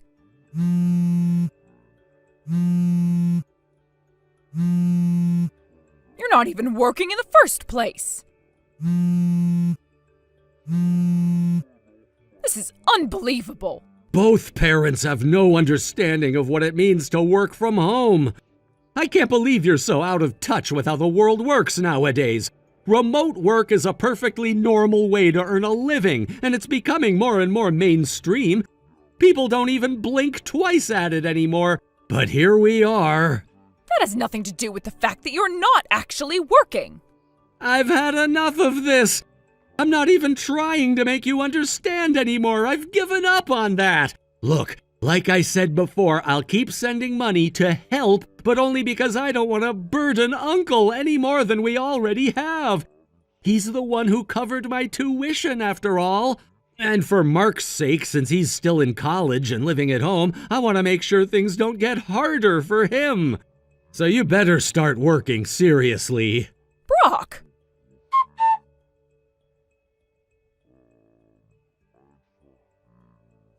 Hey, Brock, could you send a bit more money this month? What? Why? I'm already sending $3,500. Well, I kind of messed up at the part-time job I started recently, and now I have to pay for damages out of my own pocket. Are you serious? Yeah, I guess I'm really not cut out for working after all. Oh, come on. I promise I'll find another job soon. But also, starting in 2 months, the rent's going up and utility bills have been sky high lately. You know how it is with water and electricity costs going through the roof?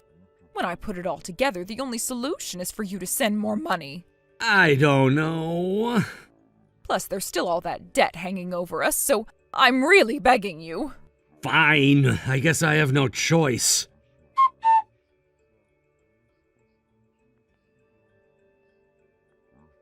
Hey, Brock, you should really be ashamed of yourself. What? Dad, you barely ever reach out, and now suddenly you're contacting me just to lecture me? What's this all about? You've been slacking off on the money you're supposed to be sending lately, haven't you? You think I wouldn't notice? Wait, what? What are you even talking about?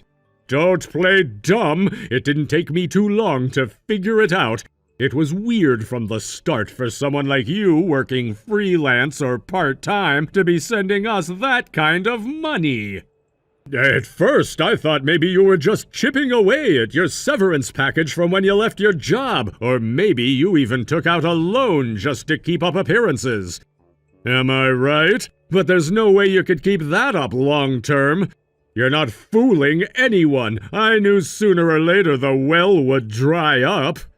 Where are you getting these ideas from? It's obvious when you think about it, but when I look at Mark now, he's something else. He's doing everything right.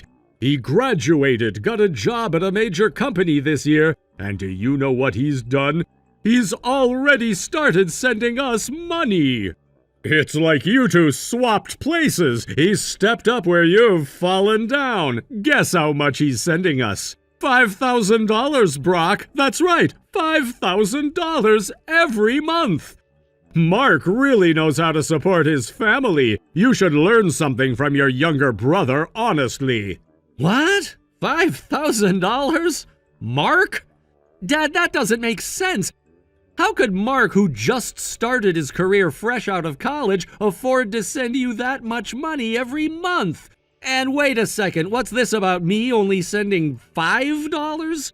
Where are you getting that from? The $5,000 you're talking about? It's coming from me, not Mark.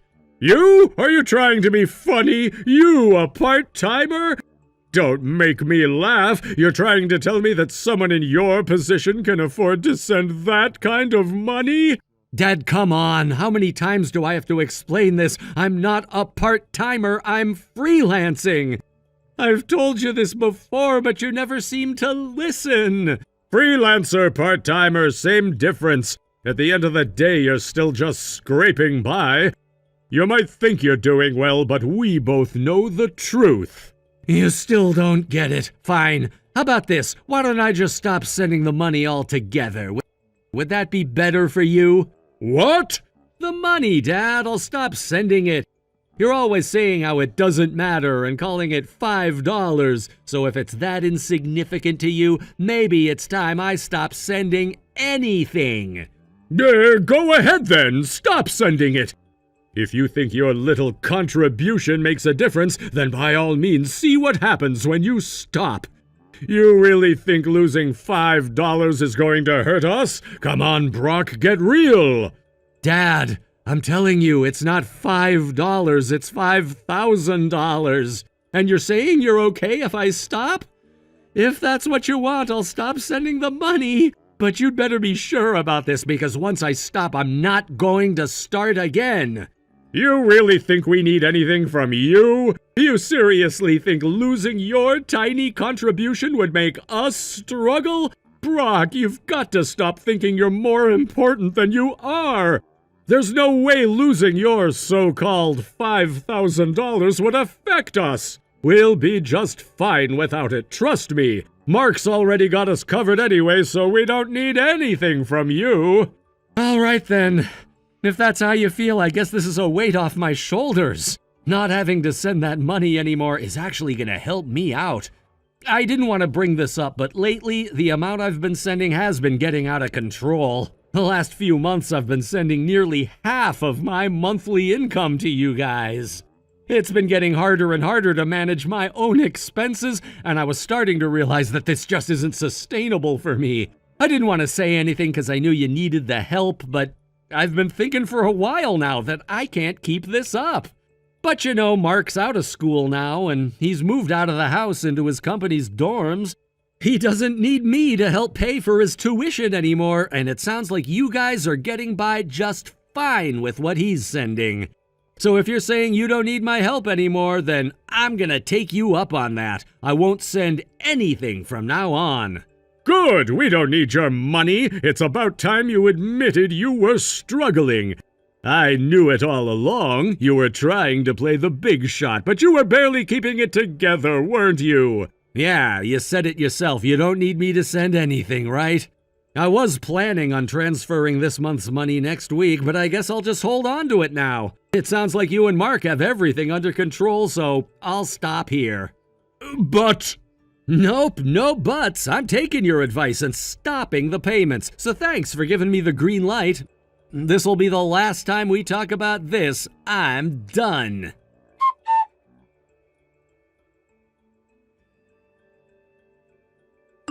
Hey, Brock, it seems like this month's allowance hasn't been transferred into my account yet. If you don't send it soon, I won't be able to pay the rent. Wait, what? Mom, hasn't Dad told you I'm not sending the allowance anymore starting this month? What? Why not? This is the first time I'm hearing about it. Yeah, Dad said that losing my allowance wouldn't lead to any major hardship. He also said something about how he didn't need my measly little allowance, so apparently I don't need to send it anymore. What? Oh, that lazy man who quit his job and spends all day lying around the house has no idea what will happen if the $5,000 allowance stops. Does he not understand the consequences? Yeah, about that, he seemed to think the $5,000 allowance was from Mark, and that I was only sending $5 every month. He was complaining about it. Wait, what? I tried explaining that it's been me sending the $5,000, but he didn't believe me. Mom, do you have any idea why he might think that? Oh no, oh, I messed up.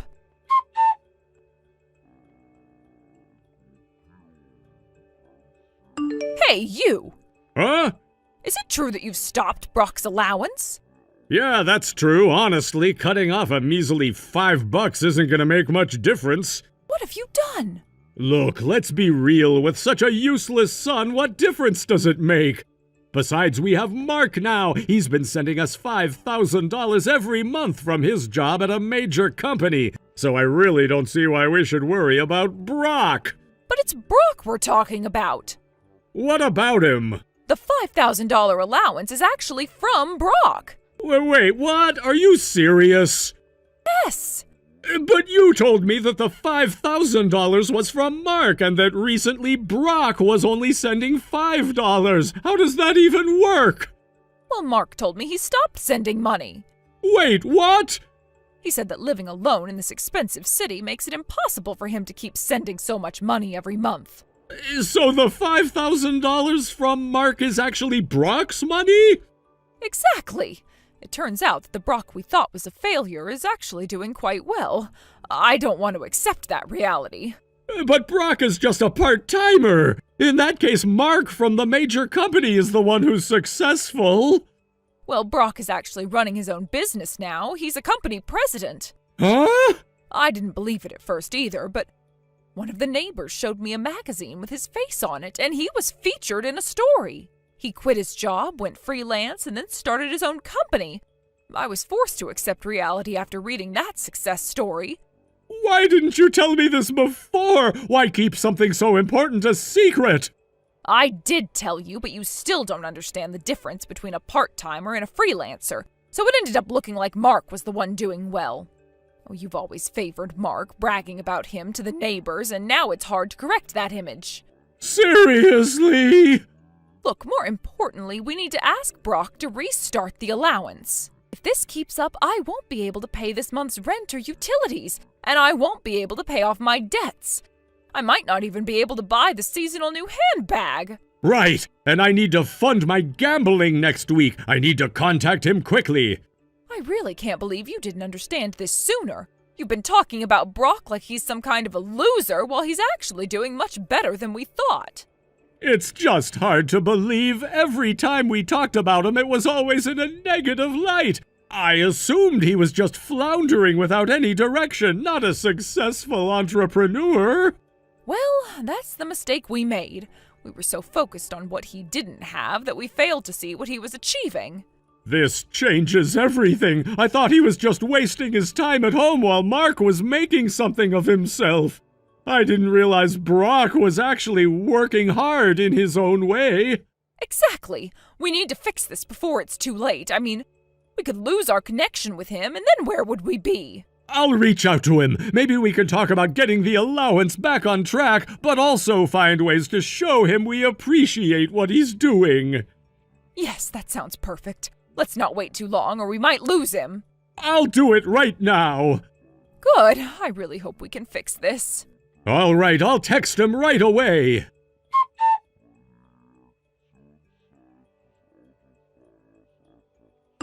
Brock! I heard a lot from Mom. It turns out that the allowance of $5,000 you've been sending is real, isn't it? Now that the misunderstanding has been cleared up, let's put everything behind us and move forward. I need you to transfer this month's payment right away. Huh? Why hasn't he read it?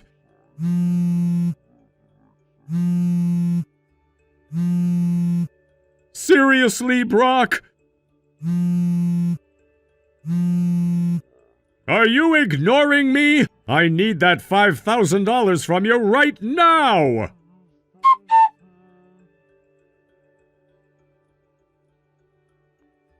Actually, the remittances I had been sending were done in consultation with my uncle as a final act of kindness. He told me that if this doesn't work, he would throw my parents into a place where they would be reprimanded, setting up a 24-hour surveillance system to ensure the repayment of their debts. After all this, he confirmed the current situation where the condition of working for the remittances was not being fulfilled. Finally, my uncle decided to take action. As it stands now, my parents have had their means of communication taken away, and it seems they aren't even in America anymore. I feel a sense of relief knowing that I can leave this to my uncle, as he will handle everything effectively. By the way, my younger brother Mark looks genuinely cheerful now, having finally been freed from our parents' overindulgent love. We've always had a good relationship as brothers, and right now we're living together in a certain part of New York City. We've been discussing how we want to lead solid lives, learning from our parents' mistakes and avoiding the same pitfalls. It's a refreshing change to be free from that chaotic environment, and we're both motivated to work hard and build a future that doesn't involve the same struggles our parents faced. Mark has started working at a major corporation, and he's enjoying the stability it brings.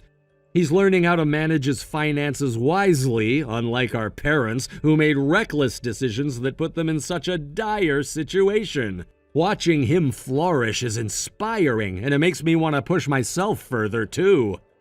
Living together has its challenges, of course, but we're committed to supporting each other. We share chores, cook meals, and even brainstorm ideas for side projects we can work on together. Mark has this idea of starting a small business that aligns with his interests, and I've been giving him feedback and helping him refine his plans. It's a breath of fresh air to discuss our aspirations without the weight of our parents' expectations or negativity hanging over us. We both agree that maintaining a strong bond and being there for one another is essential. There's a newfound sense of camaraderie that has strengthened our relationship. Sometimes I think back to how things were with our parents. The endless arguing, the mismanagement of money, and the chaos that seemed to follow them everywhere. I realize now how much that environment impacted us. We spent so much time trying to navigate their issues, often sacrificing our own needs in the process. But now, Mark and I can focus on our own paths. We're excited about the opportunities that lie ahead. We even set short-term and long-term goals to help guide our journey. Every week we sit down together to review our progress, making adjustments as necessary, and celebrating our small wins. One of our shared goals is to travel together. We've always wanted to explore different cultures, try new foods, and create lasting memories outside of our old life.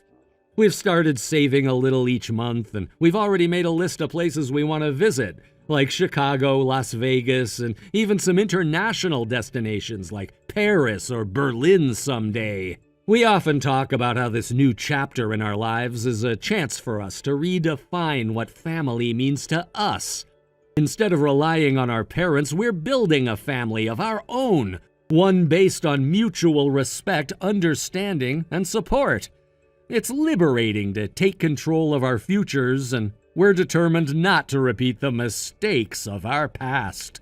Having my uncle involved has been a huge relief. Knowing he has my back allows me to focus on my career and personal growth without constantly worrying about our parents' situation.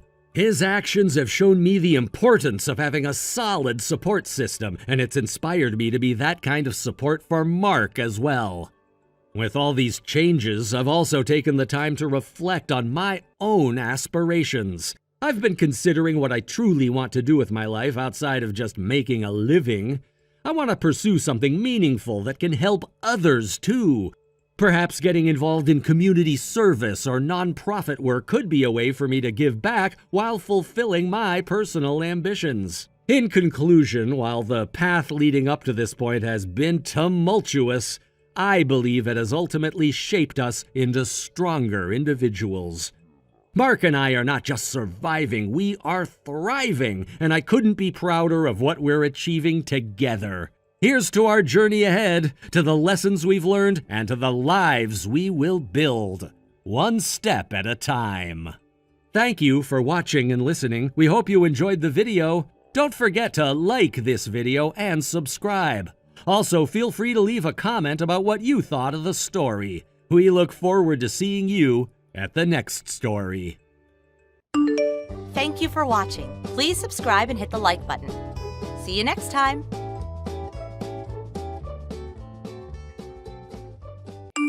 Ava, are you out being a boring business girl yet again today? I'm sure you meant that to be a funny diss or something, but you're the only one that's laughing right now. Must mean you have nothing going on, like usual. Oh, well, I'll have you know that I'm actually super busy right now. So busy, in fact, that you should be thankful I'm taking the time to talk with you now. Even though you aren't working a job, are you at least busy enough to help Mom with her hospital bills now that she's back in the hospital again? Because right now, I'm the only one that's been doing anything to support her through this battle. I don't have to work for myself or any of you guys. I already get enough from Dad's inheritance as it is, so I'm fine. You do realize that you took most of that money from Mom, so it's not something to brag about. If I remember correctly, the amount he gave to you in his will disappeared in a matter of days, right? Did you end up spending all of that on different guys or something? And that's why Mom allowed you to have some of her money? Yeah, I sure did spend it going out with some other men, but what's wrong with that? And either way, it would eventually become my money once she's gone. Oh, and you decided to give up your inheritance to Mom, right? I suppose when you work a lot and have no free time to spend any of your earnings, there's no point in getting an inheritance anyway. So why not let me have more money if you're not going to spend it? I never said that I gave any of that money given to me away. Please stop trying to overstep your boundaries and make up lies about what I say, okay? And by the way, don't you think you should come to see Mom in the hospital at some point? She's been asking to have us both here as we're her only family, and it's lonely without the two of us. I don't really care to at the moment, and luckily I have you to be by her side for me. After all, you are way too serious to do anything besides be by Mom's side, you loser. That's probably the reason why Jason cheated on you as well. What are you on about? Are you telling me that you found out that Jason is cheating on me? Because I told him to keep all of that a secret so we didn't get questioned anymore. It's not just that I found out about it, but the fact that he's cheating on you. for me. Huh? You really never knew about that? Thank goodness I finally told you, or you'd be stuck wondering about that forever, and it would make things harder to explain when we decide we want to get married. Guess that's what happens when you're too busy for your own man, though, huh? Mia, what the hell? You already had a time where you were messing around with other people's husbands, yet you still didn't learn your lesson then when you were found out about? And this time you've gone after my husband? How far are you planning to go with all of this bullcrap? Well, come on. Jason told me that you were never home to spend time with him, so he was getting fed up with the time he was wasting. And so when I realized all of that, I flirted with him a little, and he sure did take that bait real quick. It must have been months since you two did anything with each other as well, because our first night out, he was on top of me faster than I could have ever imagined. What? And now, Jason and I are in the middle of getting ready for a little romantic vacation together. We decided to take a trip out to the Bahamas to stay at a resort and get all comfortable with each other, if you know what I mean. What the frick? We plan to be here for 2 weeks, so don't expect to see us for a little while, and don't even try contradicting one of us. Not only are you going to tell me you're making love to my husband, but now you're saying you guys went on a romantic trip? And where the heck are you getting the money to go on that trip? You don't have that kind of money right now, right? What are you talking about? I have the money from Dad, but this time Jason told me that the trip was on him. Wait, Jason's paying? Oh, we're about to be flying out of the country, so we both won't be able to text you for a little while. Wait. And once we have Wi-Fi, I'm still keeping my phone off because I don't want this trip wasted listening to you complain all the time. But our mom is in the hospital right now. The doctor even told me that right now is looking pretty difficult for her and that she'll need to be here for a while to get all of the treatments she needs. You do realize that doctors are always blowing that crap out of proportion just so they can get all of the extra money from those needless operations, so I'm not worried. But you still don't understand that, so you'll just have to waste all your money on nothing. Mia! See you later!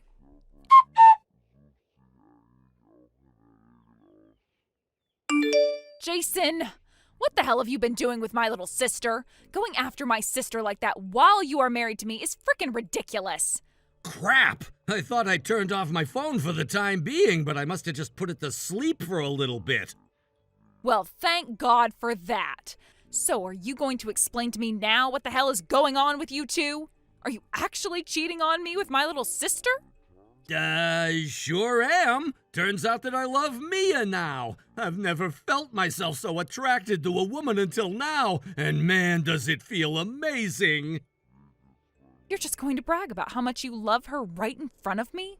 Well, we'll get to all of this later. Right now, my sisters and my mom is in the hospital, and that would be your mother-in-law. Do you really think right now is the time to be having an affair with my sister in the Bahamas? Stop trying to act like I'll start feeling bad about her being in the hospital while I'm trying to have fun here. Seriously? All right, I think that's enough of you already for today. Wait, Jason. I want to spend these next few weeks focusing on Mia, and even losing a second of that listening to you is such a waste. So go ahead and enjoy your time sitting in the hospital waiting for her to get better. And how about if you enjoy it a little for your sister and I as well? And on a final note, when we get back, we are getting divorced right away. Is that so? Well, don't act like this will all be over by the time you're both back.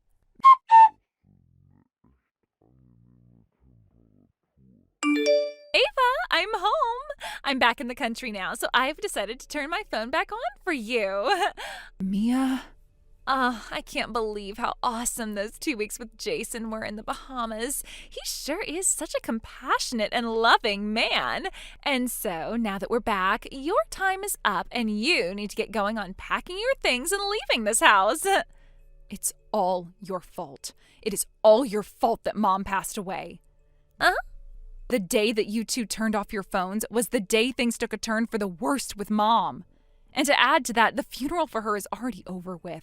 And the burial and everything is also finished. What? What are you talking about now? And why are you acting like this is all my fault? You know how 3 months ago Mom had already become pretty ill and was having trouble living on her own, right? Well, before Dad passed away, he had given Mom a ring to wear to remember him by. And so when she was in the hospital, she planned on wearing that ring to have a sense of him still being beside her. However, when she looked inside the ring box for said ring, it was not in there. And just like that, Mom had started to head downhill. But do you know what really broke her heart? It was the note that was left in there saying that the ring was going to waste, so it had to be sold for some good money. And just as I thought, that note was written in your dang handwriting. Ah. And so the very next day, after she had lost all hope, she breathed her final breath. Do you understand the despair you created for Mom after taking away the only thing that kept her attached to Dad? I was able to call all around town to see if there were any jewelry stores that had the ring, but by the time I had finally found where it was and had them send it to us, it was too late. And that is such a crappy story that there's no way Mom dying could be seen as my fault. And no matter what you try and say, that ring was going to be mine eventually. The only thing that happened was the timing of me selling it was a bit too soon. I don't think so. All of Mom's things that you expected to get from her were never going to go to you. Huh? I was under the impression that you didn't want to inherit any of her things, and since I'm the only other sister, I'd be allowed to have all her things. I think I told you that I never made that promise with her things. Then how the heck do you know that she wasn't giving me anything? Because I have Mom's will right here with me. Huh? It says here that instead of giving you anything in the will, she wanted to keep it all away from you as a way of you paying her back for selling her precious ring. Huh? And don't think that this document isn't official because I watched her write it all. And not only that, her lawyer was with us when writing everything down, so it's a legal document saying that everything is to go to me after she passes. Really, this all has to be a joke, right? Everything I'm telling you right now is a fact, Mia. And I made sure to have this paperwork all dealt with while you were on vacation with my husband having an affair, so now there is no point in trying to rewrite anything. What the? So now, before you try to run away from this, hurry up and get back here. And if you still want to run away, at least run all the way to hell or something, because it is about time you realize all your sins and pay for them.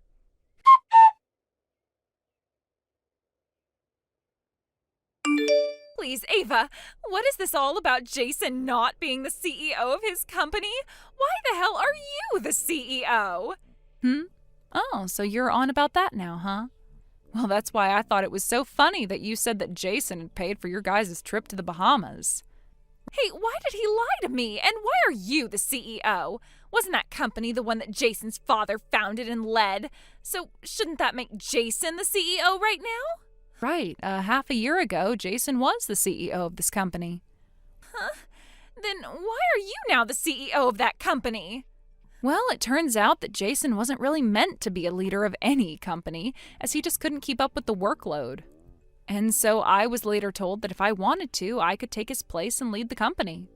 Of course, the company was a bit concerned by this option at first, but when they realized I was the only one that could keep the company from collapsing, they came to me and asked. Of course, after the change, Jason was allowed to stay in the company as an employee, but his ego was way too big and he quit a few days after. And ever since then, Jason has been relying on me to bring in all the money into our household. In other words, he's like a freeloader. Yeah, he doesn't work and lives off me. Wait, but that's really bad for me then. I was hoping that he'd be willing to pay for me now that I have no money, but that hope is long gone. I just can't believe that he was relying on you. Yeah, and by the way, I'd really like you to pay me back for that ring you stole, okay? All in one payment if you don't mind. Wait, I can't do that now.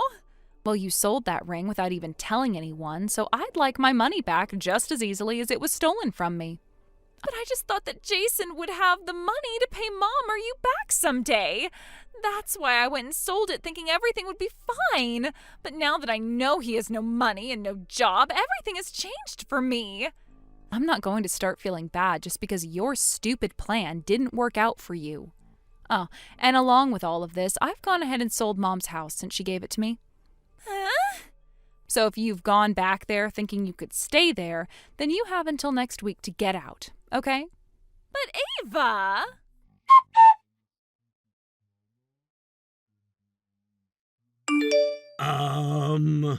What's up, my ex-husband? What do you mean, ex-husband? I already handed in all the divorce paperwork. Crap! You handed that all in? Huh? You thought I wouldn't divorce you after all you've done to me? Well? The fact that I didn't even divorce you after learning you were with someone else was rare of me. But after having that affair with my own little sister? I just thought that you'd let me be because I gave you that position as CEO, and I thought that was more than enough. Didn't you tell me 6 months ago that if you didn't find a new place to work after you left, it was okay for me to leave you? Well, those 6 months are over, and I still haven't even seen you try to work a job. Instead, just going out with Mia and spending all my money. Well, but... I'm not screwing around with you anymore, Jason. That was the promise you made to me half a year ago, so it's time we ended things between us. So I don't even want to hear a single complaint from that hole of yours about me being unfair to you. But... Now that I have made myself clear, I'd like you to go ahead and pay off that settlement. Well, but I have no money. Thought your dad had shown you a place that was hiring. I don't want to work for that stupid factory out in the middle of the industrial park. And I've heard that the boss there doesn't like to hire people that get divorced over being unfaithful. Oh, that lady? Isn't that the lady that tried to talk with you a while back? Well, aren't you so happy that you can try and get her to support you? Just lie about the divorce we had and say it was my fault. And then maybe she'll marry you as your sugar mama. No way! Please, Ava, I'd like for us to get back together. No thanks.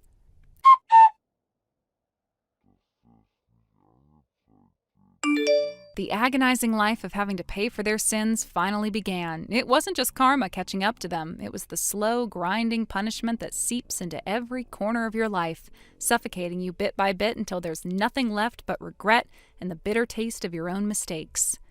At first, I watched their downfall from a distance, almost in disbelief. These were the people I had once trusted, once loved. The ones who had smiled in my face while stabbing me in the back. I couldn't look away, even if part of me wanted to. It was like watching the final act of a tragedy I had never asked to star in. But now it was no longer my tragedy, it was theirs. And I was content to stand at the edge of the stage, arms folded, watching as the curtains fell. Let's begin with my little sister Mia. If there was ever someone who thought the world existed to serve her, it was Mia.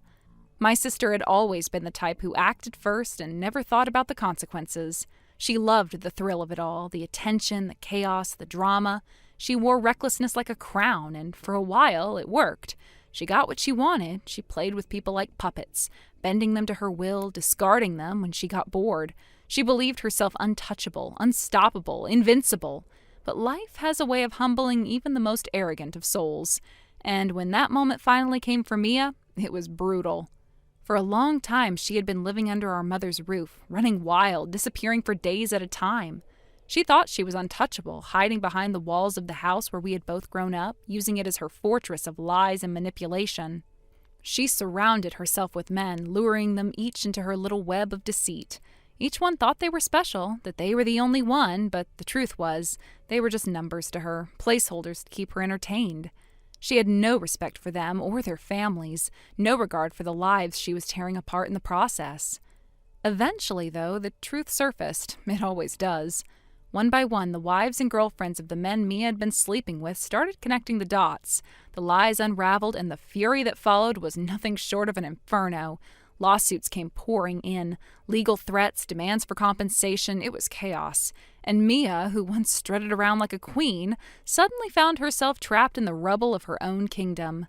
When the dust finally settled, the financial cost of her recklessness hit her like a freight train. $150,000. That's what she owed. An amount that might as well have been $1 million for someone like her. The fear in her eyes when the final numbers came in, I wish I could say I felt sorry for her, but I didn't. She had earned every cent of that debt. It was the price of playing with other people's hearts and lives like they were toys. And just when she thought it couldn't get worse, reality hit her again, harder this time. Jason, the man she thought was her ticket out of this mess, told her he was leaving her. But Mia, ever the manipulator, had already made the decision to cut him loose. He had no more value to her. His pockets were empty, his status worthless. He was no longer the golden goose she had tricked him into thinking he was. So they parted ways, both of them bitter and empty-handed, blaming each other for the ruins they stood in. From what little I hear, Mia is still out there somewhere, clawing for scraps, trying to earn enough to pay off what she owes. But I'm not part of her world anymore. I cut her off entirely. I don't answer her calls. I don't respond to her messages. She's on her own, and as much as it stings to say it, that's where she belongs now. She made her bed, and now she has to lie in it, without me there to soften the blow. Now, let's move on to Jason, my ex-husband, the man who stood at the altar and made promises he never intended to keep, the man who looked me in the eyes and told me he loved me while he was betraying me behind my back. When everything fell apart, I made sure he understood that our chapter was closed for good. The house we had once shared, it was under my name, and I made damn sure he would never set foot in it again. But I didn't stop there. I didn't just kick him out. I sent all his belongings to that factory boss's wife, the woman he had been having an affair with. I wanted them to face each other, to have no choice but to confront the mess they had made. I imagined the awkward conversations they'd have as they unpacked the boxes together. It was petty, I'll admit it, but it felt good. It felt like the kind of petty justice that fit perfectly with the crimes they committed. A few days later, I got a payment from her. She paid off every penny Jason owed me. I didn't even have to chase him for it. She wrote the check, probably to make sure I stayed out of their lives. Fine by me. They could have each other. They could rot together in the little fantasy world they built on lies and betrayal. And now Mia and Jason are both stuck in their own personal hells, isolated, bitter, full of resentment. Their lives are exactly what they deserve, empty, lonely, and suffocating. They burned every bridge they ever had, and now they get to live in the ashes. And me? I get to walk away, knowing I'll never have to see their faces again. That is its own kind of freedom. But there was still one last thing I had to do, one last tie to the past that I needed to sever before I could finally move on with my life. The ring. My mother's ring. The one my father gave her when they were young, when they still believed in things like love and loyalty. That ring had meant everything to her. It was a symbol of a bond that no one could break, a reminder of the life they had built together.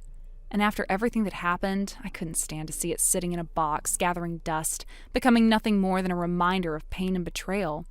So I wrapped it up carefully, placed it in a little velvet box, and drove to the cemetery. It was a cold day, gray skies hanging heavy overhead. The air smelled like rain. I sat by her grave, the weight of everything that had happened pressing down on me. I told her everything, every betrayal, every lie, every heartbreak. I told her how Mia and Jason had finally gotten what they deserved. I told her how justice had been served in the most fitting way possible. And for the first time in a long time, I felt like she was listening. Like she was sitting there beside me, nodding, maybe even laughing a little at the absurdity of it all. I dug a small hole next to her headstone and placed the ring inside. I whispered to her that now she could have it back. Now she could feel close to Dad again. Maybe it was silly. Maybe it was pointless, but in that moment, it felt right. It felt like closure. As I stood there, staring at the little patch of dirt where the ring now rested, I realized something. I wasn't angry anymore. I wasn't bitter. I wasn't haunted by the ghosts of what could have been. For the first time in what felt like forever, I was free. Free from them, free from the past, free from the weight of carrying their sins on my back. I walked away from the graveyard that day with my head held high. The city lights flickered in the distance, a reminder that life moves on, no matter how broken we feel inside. And as I walked toward my car, I smiled. I had survived the storm. I had weathered every betrayal, every heartbreak, every knife in the back. And now, finally, I could let it all go. I was done being their victim. I was done clinging to the past. I was ready to live again. But even as I walked away from that grave, as the cold wind tugged at my coat and the sky above threatened rain, something inside me trembled. There was relief, yes, a weight lifted, but there was also something else lingering in the quiet, a hollow, aching stillness. I had spent so long consumed by revenge, by bitterness, by the need to make them pay, that now now I wasn't sure what to do with myself. For months, maybe years, my life had revolved around anger. It had been the fuel that got me out of bed, that pushed me forward when I wanted to crumble. And now that it was over, I stood there in the emptiness, uncertain.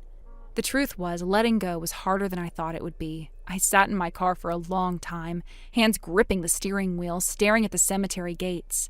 I thought about my mother, about how she had spent her entire life devoted to a family that, in the end, betrayed her memory. How she had loved us, protected us, believed the best in us, even when we didn't deserve it. And maybe that was the cruelest part of it all, that she died never knowing how far we had fallen. Or maybe, in some way, she always knew. Maybe she saw it coming and tried to protect me from it. I leaned my head back against the seat, closed my eyes, and breathed. For the first time in a long time, I let the tears come. They slid down my cheeks silently, like apologies whispered to no one. I wasn't crying for Mia or Jason. I wasn't even crying for my mother. I was crying for myself, for the girl I used to be, the one who believed in happy endings, in loyalty, in love that lasted. That girl was gone now. She had been shattered by betrayal, and what remained was someone harder, colder, sharper around the edges. Thank you for watching. Please subscribe and hit the like button. See you next time.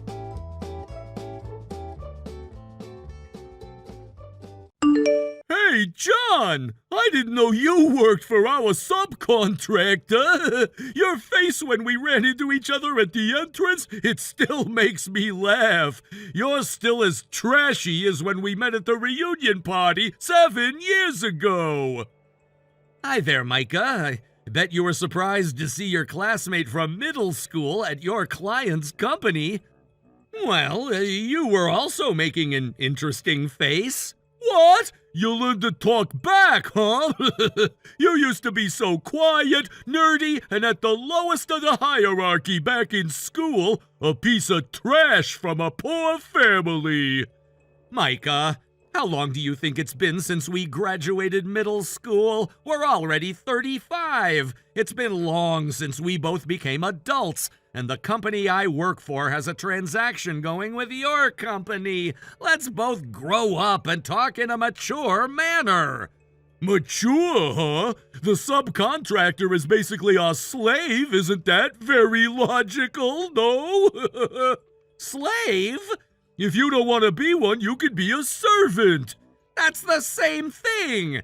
A guy who works for the subcontractor has no right to say that.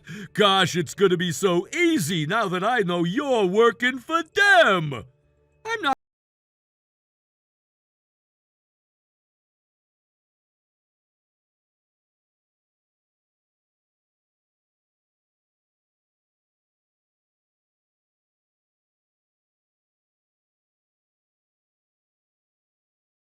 Micah, about the mail you sent to my address I use for work, what are the files attached to the mail? Huh?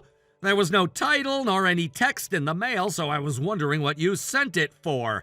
Judging from the file name, it looks like it's about a different client. What is this? Oh, about that. If you made a mistake and sent it to me, I'll delete it without opening the file. Nope, it's not a mistake. Huh? Then what is it? The price offered by your rival company is written on it. Does that mean this is their estimate? Yup. Look through it carefully and offer us a better price next time. If you can't do that, we're not signing a contract with your company again. Wait a minute. Don't tell me you sent me the actual estimate sent to you by our rival company. You're right. Did you ask for their permission? Huh? Why do I need to do that? That's a huge problem. Oh! This estimate was made by our rival company for a transaction between your company and them. You can't just send the information to another company without asking for permission. Huh? A trashy employee from a subcontractor has no right to talk back to me like this. Just check that estimate provided by your rival company. If you can offer us a better price, we'll renew our contract. If not, we're calling it off right away. I can't look through documents that involve other companies without permission. Huh? If I take even a glance, you might be punished for it. I'll keep this a secret this time and delete it without looking at it, so don't do this again, okay? Huh? Who do you think you are? I'm giving a trashy employee like you a chance. How dare a piece of trash object against an elite like me? We can cancel our transaction right now if you want to. You call yourself an elite? Is that a problem for you? I had always been clear that I was born as an elite. Well, it's true that you were smart and athletic back in middle school. Teachers were also very impressed by your performance, right? And now I work at a company that's your main contractor, meaning I'm way higher in the social hierarchy than you. It's obvious that you're a piece of trash and I'm an elite. No matter how hard you try, our status will always stay like this. So just look at the estimate I sent you and agree to provide the products at a cheaper price than now. I told you I can't. I'm telling you not to talk back, you piece of trash. I don't care if you call me a piece of trash. Do you know that if you push this case harder, you might lose your position? Those threats won't work on me. Most importantly, I can't decide alone whether we can provide the products cheaper than other companies. First of all, another employee from my company is in charge of dealing with the transactions between your company. You should know that I can't reply to you about this case right away when I'm not even involved in this transaction. Then I'll give you a week. I'll text you again Friday afternoon, so make the decision by then. I see. Looks like you're forcefully trying to make us offer you a cheaper price. Of course. Okay, then we'll talk again Friday afternoon.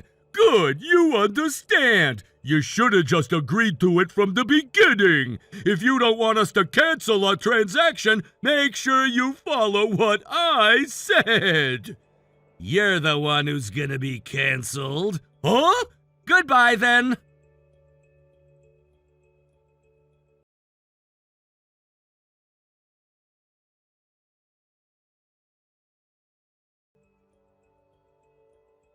Hey, John, what did you do? Hello, Micah.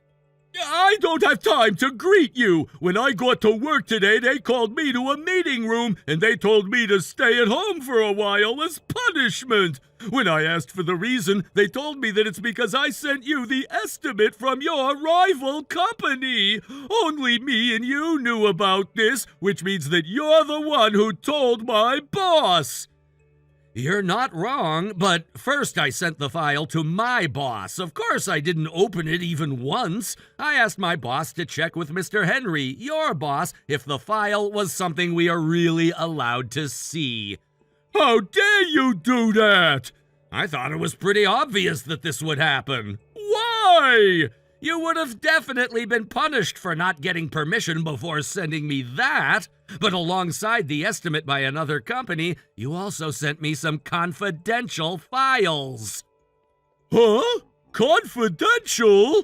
Things that would affect their future was written on here. You sent something so important to an employee from another company. You did something that would basically make you a spy, Micah. Spy? You're making it sound worse.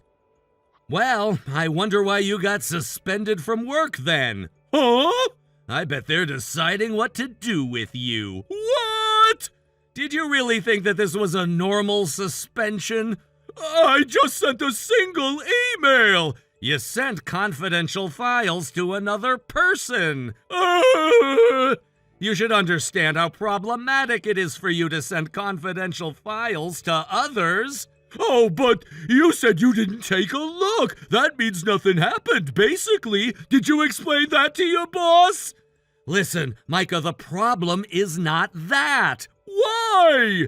You spread confidential information to someone from outside the company. You should be punished for that action itself. It doesn't mean that you should be forgiven just because I didn't open the file and see what was inside. No way. Wait, I know. I have a way out. Way out? I'll tell them that you made me do it. Huh? Yours and their company are rivals anyway. I'll tell them that you made me take part in your plan to defeat your rival company. I bet the executives from my company would believe me over an employee working for a subcontractor. Hey, can I ask you something? What? Your company decided who'll be the next CEO, right? What does that have to do with this? You still don't get it? Huh? The next CEO of the company you're working for now is me. What? Huh? Hey, stop with all the nonsense. You work for the subcontractor. There's no way you can become the CEO of the main contractor no matter what you do. After you went home and demanded a suspension from work, I announced it during the morning meeting. What? I guess you didn't know because you worked at a different branch, but I always worked at the headquarters. Seriously? The reason why I was there on that day as one of the employees at a meeting with the clients was because employees asked for an investigation regarding an overwhelming amount of complaints against the branch you worked at. I asked one of the companies for their cooperation, and when I was going undercover, I met you. What? And as a result of investigating, I found out that you were the reason.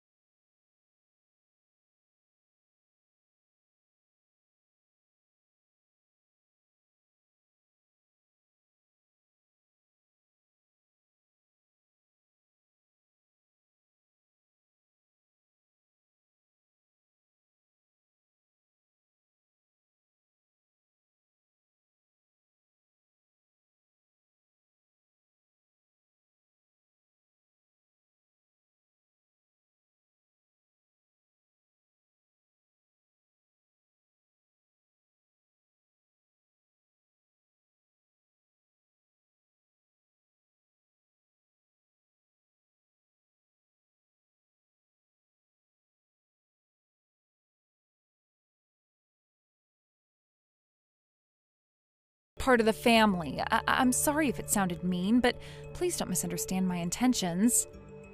Because To sum things up, my husband, who had a job transfer and works away from home, finally got some time off. And it's a family trip after 2 years.